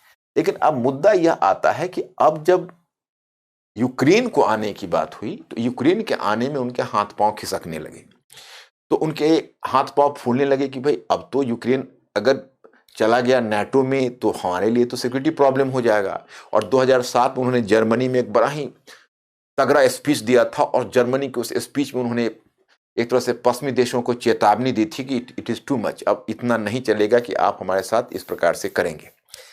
तो अब इन्होंने एक नई रणनीति बनाई, एक्चुअली रणनीति बनाई कि चलिए यूक्रेन में एक रूसी समर्थक सरकार ही स्थापित करते हैं। हालांकि मैंने बताया कि जो क्रावचुक है उसकी सरकार जब गई, तो बीच में जो एक सरकार आई वो एंटी रशियन थी और प्रोवेस्ट थी, तो उनमें उनकी बात नहीं चली। लेकिन इनको एक मौका मिल गया 2012 में, वहां पर जब दोबारा चुनाव हुए तो वहां पर एक रूसी समर्थक सरकार स्थापित हो गई। और यानुकोविच आपने नाम सुना होगा, और जब वह बना प्रेसिडेंट और जब रूसी समर्थक सरकार स्थापित हो गई, तो अब वो सरकार वैसिलेट कर रही थी, तो चूंकि उधर यूरोपियन यूनियन भी तैयार था कि भाई हम आपको यूरोपियन यूनियन का मेंबर बना लेते हैं, आपकी इकोनॉमी काफी अच्छी हो जाएगी। 2013 की बात बता रहा हूं। तो वो एक तरह से व्लादिमीर पुतिन ने 2013 में यूक्रेन की यात्रा की, और यानुकोविच को के साथ उन्होंने वार्ता की और उसको प्रलोभन दिया कि तुम्हें हम $10 बिलियन से $15 बिलियन तक का लोन देंगे, और $3 बिलियन तो हम अविलंब देंगे। आप छोड़िए पश्चिम की तरफ, कहां देख रहे हैं आप, हमारी तरफ चले आइए। वो शख्स था, वो इनके साथ बस हस्ताक्षर करने वाला था संधि, रूस का प्रॉब्लम सॉल्व होने वाला था, लेकिन तभी वहां पॉपुलर मूवमेंट शुरू हो गया। क्रिटिक्स का यहां तक मानना है कि पॉपुलर मूवमेंट में अमेरिकन CIA काम कर रहा था, अमेरिकन गुप्तचर एजेंसी काम कर रही थी, लोगों को भड़का रही थी कि रूस के साथ यूक्रेन की संधि ना हो, और अंत में वही हुआ कि यानुकोविच देश छोड़कर भाग गया, उसकी सरकार नहीं बन सकी, और ये रशिया और इसके बीच कोई भी समझौता पर हस्ताक्षर नहीं हुआ, और उसके बाद जो सरकार आई वह सरकार एंटी रशियन थी। अब जो पश्चिमी देश है उनका उद्देश्य सफल हो चुका था, अब यूक्रेन जाने वाला था पश्चिमी देशों के साथ। तो पहले इनको सिक्योरिटी कंसर्न हुआ, तो इनको अब दर्द ये हो रहा है कि 1954 में जो क्रीमिया को ट्रांसफर कर दिया गया, पहले तो हम क्रीमिया को वापस ले ब्लैक सी में, तो उन्होंने पहले क्रीमिया को वापस लेने की मुहिम छेड़ी और 2014 में अपनी सेना भेजकर क्रीमिया पर कब्जा कर लिया। क्रीमिया पर कब्जा करने के बाद अब देखिए, यह जो यूक्रेन का रीजन है, अब ईस्ट में यूक्रेन की स्थिति क्या है कि ऐसे अगर आप देखेंगे तो ईस्ट पार्ट है उसमें रूसी जनसंख्या, वो रूस के प्रभाव में है, और जो वेस्टर्न पार्ट है वो पश्चिम के प्रभाव में है। तो जो वेस्टर्न पार्ट है वो चाहते हैं कि इंटीग्रेशन यूक्रेन का वेस्ट के साथ हो, और जो ईस्टर्न पार्ट है वो रशिया के प्रति फेलो फीलिंग रखते हैं। अब मैं दोनों का, हर कुछ का दो दो वर्जन बताता हूं। रूस के पक्ष में बताता हूं। रूस के पक्ष में आप यह कह सकते हैं कि पश्चिमी देशों ने भी दगा किया। आप रूस के पक्ष में यह कह सकते हैं कि जो उस पर रूस का काफी गहरा प्रभाव है, और विशेषकर 100 किलोमीटर के अंदर अब जब नेटो के लेकर यूक्रेन आ रहा है, और तो उसमें मास्को तक भी असुरक्षित हो जाएगा, आप समझ सकते हो। तो ऐसे में कोई भी सरकार इसको कैसे सहन कर सकती है? क्या अमेरिका या दुनिया की कोई दूसरी शक्ति सहन कर सकती? क्योंकि जियो पॉलिटिक्स में कोई भी इस बात की अनुमति नहीं देगा कि हाँ, इस तरह का काम हो सकता है। कोई अपनी नेशनल सिक्योरिटी के कॉस्ट पर मित्रता या अंतर्राष्ट्रीय शांति लाने के लिए, एक कल्चर ही नहीं है। मैं ये कहता हूं, ठीक है, मैंने आपको बताया कि रूस ऑटोक्रेटिक है, निरंकुश है, उसकी राजनीतिक संस्कृति अलग है पश्चिमी देशों से। लेकिन चलिए, अमेरिका जो अपने आप को लिबरल कंट्री कहता है, तो क्या वो अंतर्राष्ट्रीय संबंधों में अपने पड़ोस में इतना बड़ा संकट बर्दाश्त कर पाता? नहीं कर पाता, बिल्कुल नहीं, बल्कि रूस से भी ज्यादा उसका रिएक्शन होता, क्योंकि ये अंतर्राष्ट्रीय राजनीति का कल्चर यही है। इसके लिए भाई अपनी सुरक्षा के मूल्य पर शांति कोई नहीं ला सकता, चाहे वो लिबरल कंट्री हो या ऑटोक्रेटिक कंट्री हो। तो यहाँ पर रशिया के पक्ष में जाता है कि उसके पास एक तरह से सिक्योरिटी थ्रेट था, उसके लिए डिफेंस एक बहुत ही अहम और संवेदनशील मामला था। दूसरा कि ईस्ट यूरोपियन जो क्षेत्र है वहाँ पर रूसी मूल के हैं, और जो वहाँ पर रूसी संस्कृति के प्रभाव में है। और तीसरी बात है कि यूक्रेन भी कोई दूध का धोया हुआ नहीं था, उसने एक गलती कर दी थी 2014 में, जब यूक्रेन पर रूस ने कब्जा किया और पश्चिमी देशों का जब सहानुभूति यूक्रेन के साथ पूरी तरह आ गई, और यूक्रेन जब डिफेंस सिस्टम में बंधना चाहता था, तो अब यूक्रेन की सरकार ने क्या किया, इधर ईस्ट में यहाँ पर दो क्षेत्र देखते हो, अभी आपको न्यूज में प्राय दो क्षेत्रों की चर्चा मिलती है, आप गौर करके देखियो। एक चर्चा मिलती है ये डोनबास की, लुहांस्क की, ये डोनेस्क, ये डोनेस्क गलियारा के बारे में सूचना मिलती है कि व्लादिमीर पुतिन ने इसे मान्यता दे दी है, अभी अभी घोषणा कर दी है। और वैसे भी मैं आपको बताऊं कि डोनेस्क और लुहांस्क के जो दो क्षेत्र हैं, ये दोनों क्षेत्र अपने आप से अलग होने की घोषणा, रूस यूक्रेन से अलग होने की घोषणा कर दी, और उसने खुला इन दोनों को समर्थन दिया। और वहां पर एक रूसी समर्थक सरकार दोनों स्थलों पर पहले से ही स्थापित थी, और बहुत दिनों से हम लोगों की भी निगाह थी, कभी भी रूस उन क्षेत्रों पर कब्जा करने की कोशिश कर सकता है जहां उसका फ्रेश ड्राइव शुरू हुआ। तो यह मैं आपको बताना चाहता कि इसके यूक्रेन के विपक्ष में यह जाता है कि यहाँ पर यूक्रेन ने यहाँ पर पहले ये क्षेत्र को थोड़ी ऑटोनॉमी मिली हुई थी, पहले वहाँ पर उनको दूसरी भाषा के रूप में रूसी भाषा की स्वीकृति थी। लेकिन 2014 में पश्चिम से प्रभावित होकर यूक्रेन की सरकार ने उस लॉ को रद्द कर दिया और कहा कि अब रूस ही वहाँ दूसरी भाषा नहीं होगी। अब बताइए, ये रूसी भाषी लोग हैं, उनसे भाषा का अधिकार आप छीन रहे हो, और ये यूक्रेन की सरकार कर रही है और पश्चिम के प्रभाव में कर रही है। तो अगर यहाँ रूस का रिएक्शन है तो यहाँ पर आपको जायज लगता है।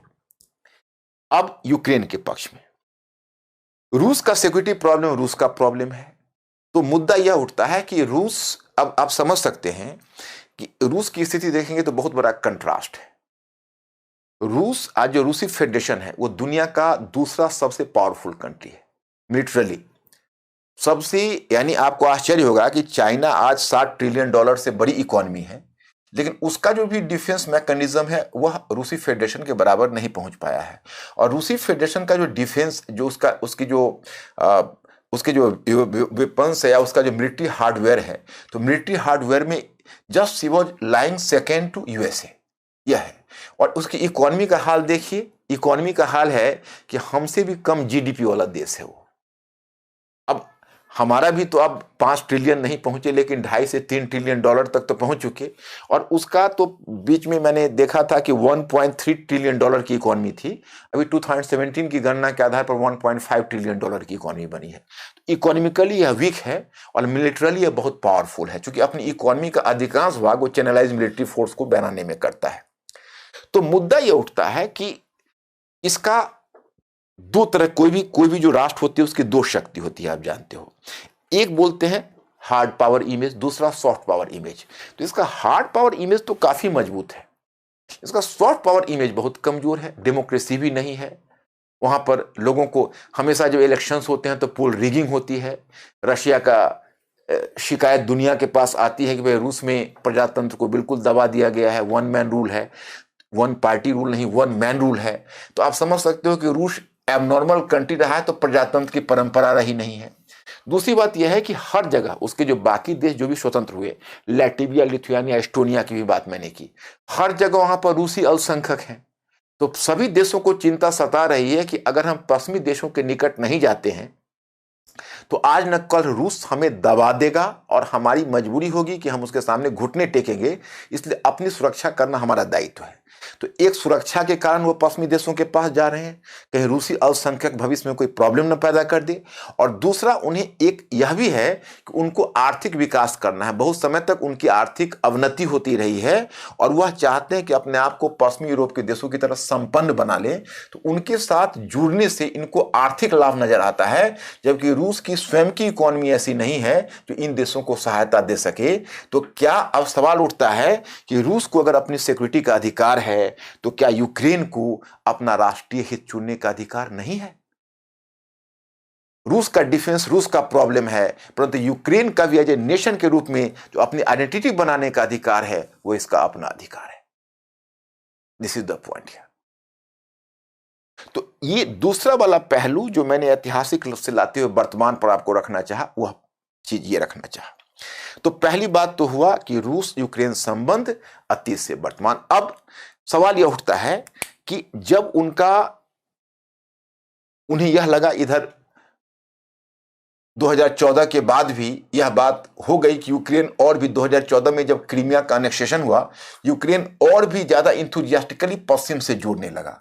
अब जब पश्चिम से जुड़ने लगा तो व्लादिमीर पुतिन ने सोचा कि चलो अब हमें कुछ न कुछ एक हार्ड पावर मैकेनिज्म को अडॉप्ट करना है, क्योंकि सॉफ्ट पावर का तो ऑप्शन भी वो समाप्त कर चुके थे पहले ही अपना मिलिट्री कार्रवाई करके क्रीमिया पर।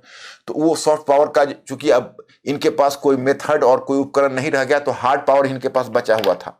लेकिन अभी तक थोड़ा ये दबे पड़े थे। दो चीजों से काफी इनकरेज्ड हुए। एक तो चीन के साथ इनका इंटीग्रेशन काफी बना इस बीच, और चीन और इनके बीच निकटता बढ़ी। अभी आप देखेंगे कि विंटर ओलंपिक में सभी देशों ने जब बाइकआउट किया तो पाकिस्तान और रूसी फेडरेशन ने चीन की इज्जत बचाई और उस समय पूरा समर्थन दिया उसे। तो इस कारण से चीन के साथ इनकी निकटता हो गई। एससीओ में पहले से ही जुड़े हुए थे, है ना। जो आप देखेंगे जो संघाई कोऑपरेशन ऑर्गेनाइजेशन, आपने नाम सुना ही होगा, तो उसमें पहले उसके साथ जुड़े हुए थे और दोनों के बीच खिचड़ी पक रही थी।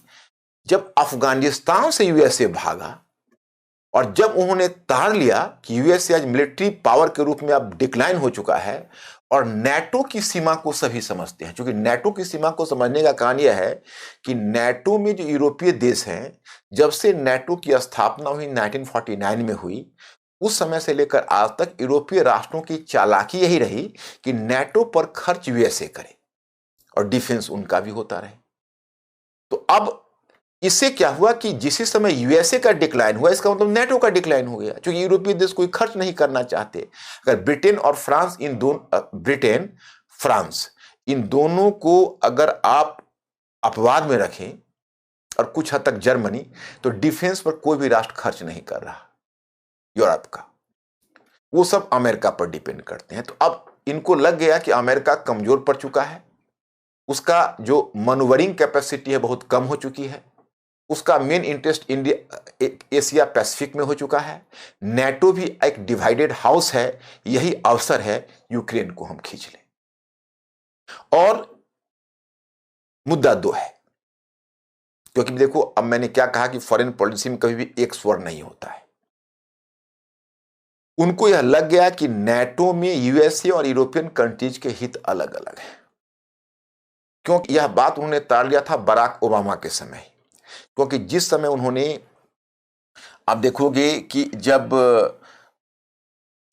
उनका, क्योंकि पैसिफिक की तरफ जो जाना है वो बराक ओबामा के समय ही बहुत ज्यादा इस दिशा में काम इंडो पैसिफिक रीजन की तरफ हो गया था, और बराक ओबामा ने ही इंडिया को आकर्षित करने की कोशिश की थी, कि कहा था कि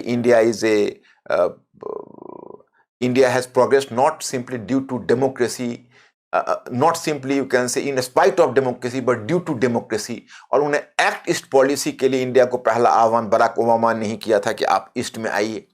तो अब यहां पर मुद्दा यह उठता है जो मैं आपको बताना चाहता कि इनफैक्ट बराक ओबामा के समय ही जब उन्होंने अनेक्स कर लिया, जब रूस ने बलपूर्वक क्रीमिया का अनेक्सेशन किया, उस पर इकोनॉमिक एम्बार्गो लगा और कई यूरोपीय देशों इकोनॉमिक एम्बार्गो के लिए आए, और जितने यूरोपीय देश फ्यूरियस थे उतना अमेरिका फ्यूरियस नहीं था, क्योंकि कहीं मामला कहीं ना कहीं यह हो रहा था, यह यूरोप का मामला है।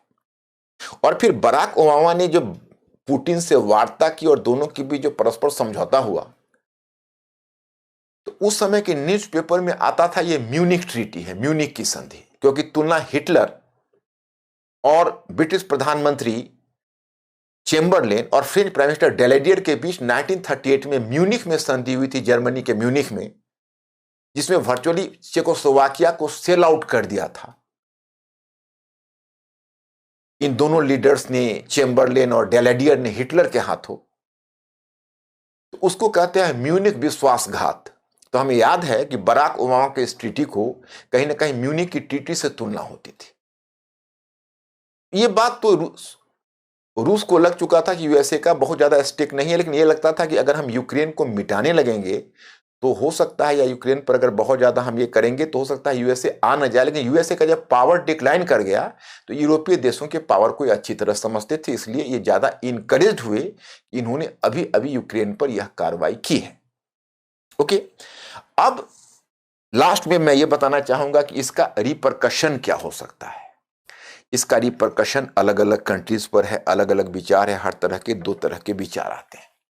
एक तरह अमेरिका के पक्ष को सुनिए। अमेरिका के विपक्ष में यह है कि जब यूएसए, और इस बात को जो बाइडेन ने जो बाद में किया, इसका अनुमान पहले ही व्लादिमीर पुतिन को था। जो बाइडेन पहले, जब आपको याद होगा आज से 15 डेज 1 मंथ पहले तक जब रूस ने अपना मिलिट्री एक्सरसाइजेस शुरू किया, उसमें नेटो दहाड़ रहा था कि पता नहीं नेटो क्या कर डालेंगे यूक्रेन की तरफ से। और जब रूस पीछे नहीं हटा, उल्टा आगे बढ़ता गया, तो जो बाइडेन ने स्टेटमेंट दे दिया कि देखिए वह नेटो मेंबर नहीं है, इसलिए उनकी सुरक्षा के लिए हम बाउंड नहीं है। ये तो इससे तो रूस को काफी इंकरेजमेंट मिल गया कि नहीं, अमेरिका इस पर अपना बहुत बड़ा स्टेक ले नहीं सकता। अमेरिका अधिक से अधिक हम पर इकोनॉमिक एम्बार्गो लगा सकता, जिसका अभी उनके पास बहुत ढाढ़स है, क्योंकि चीन उनके साथ है। चीन उनके पेट्रोलियम प्रोडक्ट्स को भी खरीदने के लिए तैयार है बड़ी मात्रा में, और चीन उनको जो इकोनॉमिक एम्बार्गो लगता है, तो चीन से उनको कई तरह की सहायता भी मिल सकती है, टेक्नोलॉजी भी मिलेगी, और कुछ खनिज पदार्थ भी तो मिलने हैं। खनिज पदार्थ की रूस की उसे जरूरत नहीं है, ज्यादा जरूरत है उसे डॉलर की। तो हो सकता है कि कोई चाइना ऐसा मैकेनिज्म इस्टेब्लिश कर दे जिससे डॉलर के बिना भी इनका काम चलता रहे। तो कुछ न कुछ चाइना से इनको आश्वासन मिला है, ढाढ़स है कि हम इकोनॉमिक एम्बार्गो वाले इस परेशानी को हम झेल लेंगे, और हमसे बड़ी परेशानी होगी यूरोपीय देशों को। और आपने देखा था कि फर्स्ट स्टेज में जो इन पर इकोनॉमिक एम्बार्गो लगाया गया उसमें पेट्रोलियम प्रोडक्ट का नाम नहीं लिया गया। तो ये चीजें से इनको यह लग रहा है कि यूरोपीय देश, खासकर जो उनके नेचुरल गैस है उनका 60% सप्लाई में 40% सप्लाई तो इधर इधर से जाता। तो उनको यह लग रहा कि भाई अगर हमारा सोता सूख गया तो इनकी स्थिति फिर बड़ी खराब हो जाएगी, ये हमें फिर ये स्टैंड कर नहीं पाएंगे। तो इसलिए मैं आपको यहां पर यह बताना चाहता कि यह कहीं ना कहीं इनको यह भरोसा है कि हम इसको सस्टेन कर लेंगे, और इनको यह पता है कि ये इतने बड़े स्टेक अमेरिका नहीं ले सकता कि वॉर में हमारे सामने उतर जाएगा। तो इनके फेवर में यह है, और अमेरिका के अगेंस्ट में यह जाता है कि जब यूएसए को इतना बड़ा स्टेक नहीं था, यूएसए ने पहले ही डील क्यों नहीं कर लिया। डील करने का मतलब है कि केवल व्लादिमीर पुतिन तत्काल यह आश्वासन चाहता था कि हम नेटो का एक्सटेंशन इधर नहीं होना चाहिए, इसका प्रॉमिस हमें होना चाहिए नेटो के साइड से, और रिटर्न होना चाहिए। तो ऐसा तो सिक्योरिटी कंसर्न अगर रूस का था तो जेन्युइन कंसर्न था, इसको प्रेस्टीज इशू बनाकर नेटो को इतना स्टैंड नहीं लेना चाहिए था यूएसए को, और अगर स्टैंड लिया तो फिर आगे बढ़ के आना चाहिए था। लेकिन यूक्रेन को बलि का बकरा क्यों बना दिया गया। एक तरफ आप उसकी तरफ स्टैंड नहीं ले रहे हो, दूसरी तरफ आप उसको बलि के बकरे के रूप में रख दिया। कौन भरोसा करेगा, नंबर वन। अब अमेरिका के पक्ष में सुनिए, अमेरिका को यूक्रेन में इंटरेस्ट नहीं था, उसका मुख्य इंटरेस्ट एशिया पैसिफिक में। वो चाहता था कि हम रूस के साथ डील करके निकल लें और हमारे को बहुत तनाव का सामना ना करना पड़े। लेकिन उसके साथ जो बड़ी समस्या थी वह यह थी कि उसके जो यूरोपियन पार्टनर्स थे उनका रीजनल इंटरेस्ट है और अमेरिका का ग्लोबल इंटरेस्ट है।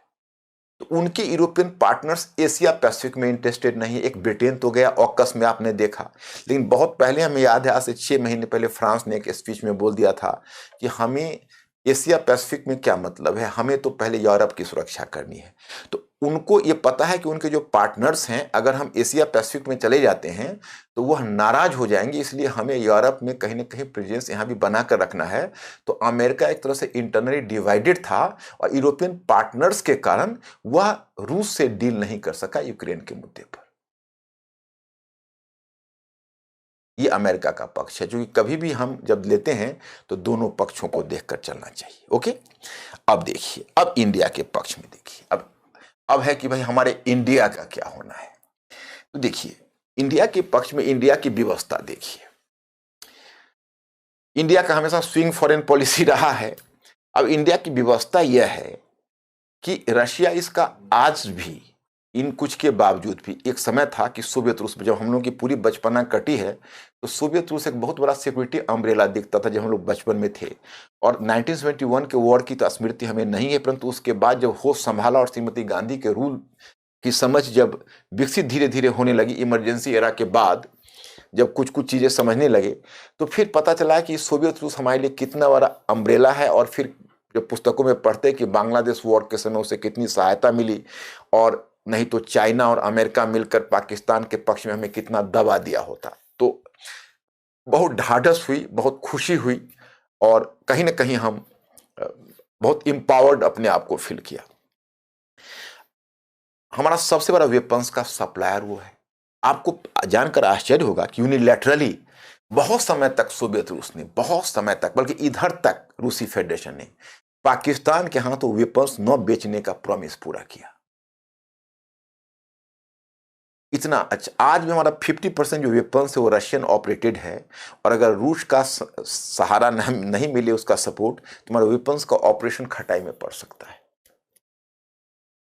नंबर 1। नंबर 2, आप देख रहे हैं कि अगर हम रूस को एंटागोनाइज करते हैं तो रूस चाइना के निकट है और इसका फायदा सीधा चीन उठा लेगा।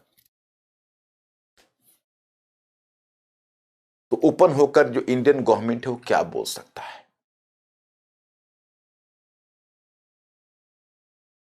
अब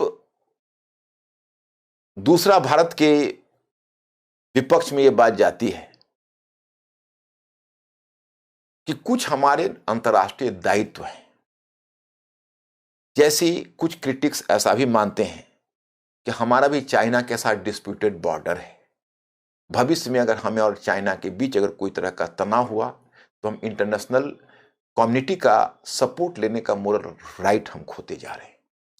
क्योंकि हमें कई बार क्या होता है कि अपने राष्ट्रीय हित को भी स्लाइटली दरकिनार करके ह्यूमैनिटीज के पक्ष में, इंटरनेशनल वैल्यूज और मोरल वैल्यूज के पक्ष में बोलना होता है, वहां पर हम चूक रहे हैं। दूसरी बात है कि हम चाइना से हमारी जो डिस्प्यूटेड बॉर्डर है वो अब दर्शाती है। जैसे ताइवान ने, आप देखा कि ताइवान को अपना भविष्य खटाई में दिख रहा, तो ताइवान ने इस मुद्दे पर खुलकर यूक्रेन का सपोर्ट किया है। तो भारत को भी कुछ सामने आकर कुछ स्पष्ट संकेत करना चाहिए था। कुछ क्रिटिक्स का मानना है, मेरा विचार नहीं। दूसरी बात यह भी कही जाती है कि हम अमेरिका के साथ अपने स्ट्रेटेजिक रिलेशनशिप को बढ़ा रहे थे, कह रहे थे कि अमेरिका हमारा स्ट्रेटेजिक पार्टनर है और उसके साथ हम काफ़ी आगे बढ़ चुके थे, क्वाड में भी जा रहे थे।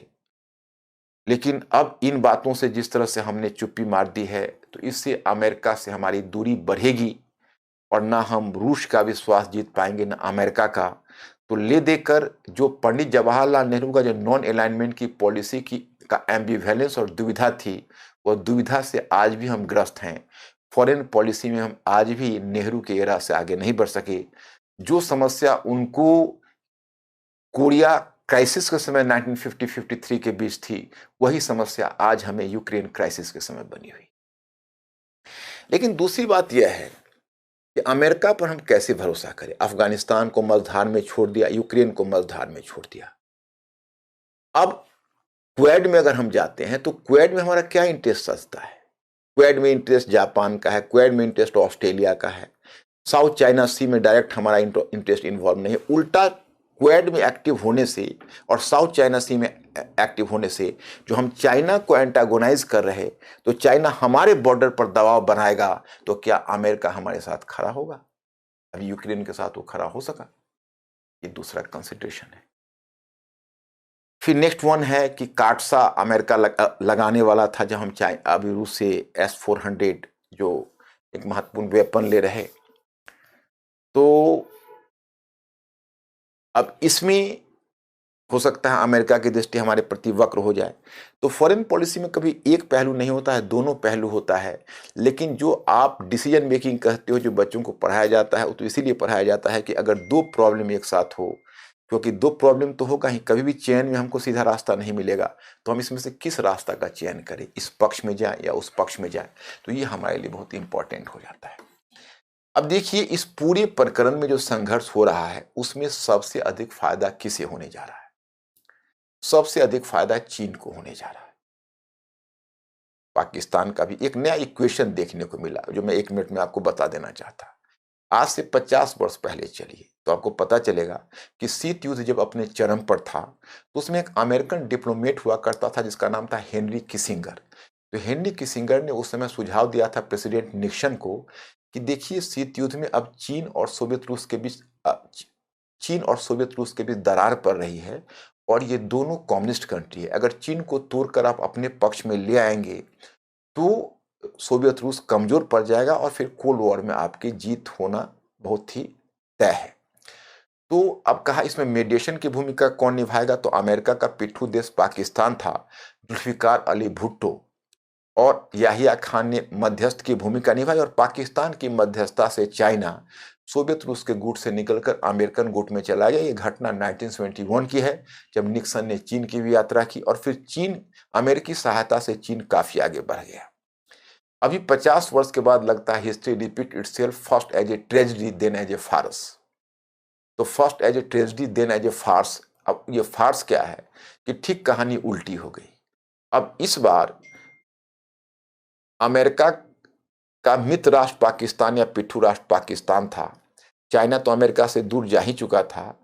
अब चाइना ने मध्यस्थता की है रूसी फेडरेशन और पाकिस्तान के बीच, और चीन की मध्यस्थता पर पाकिस्तान रूस के गुट में जा रहा है।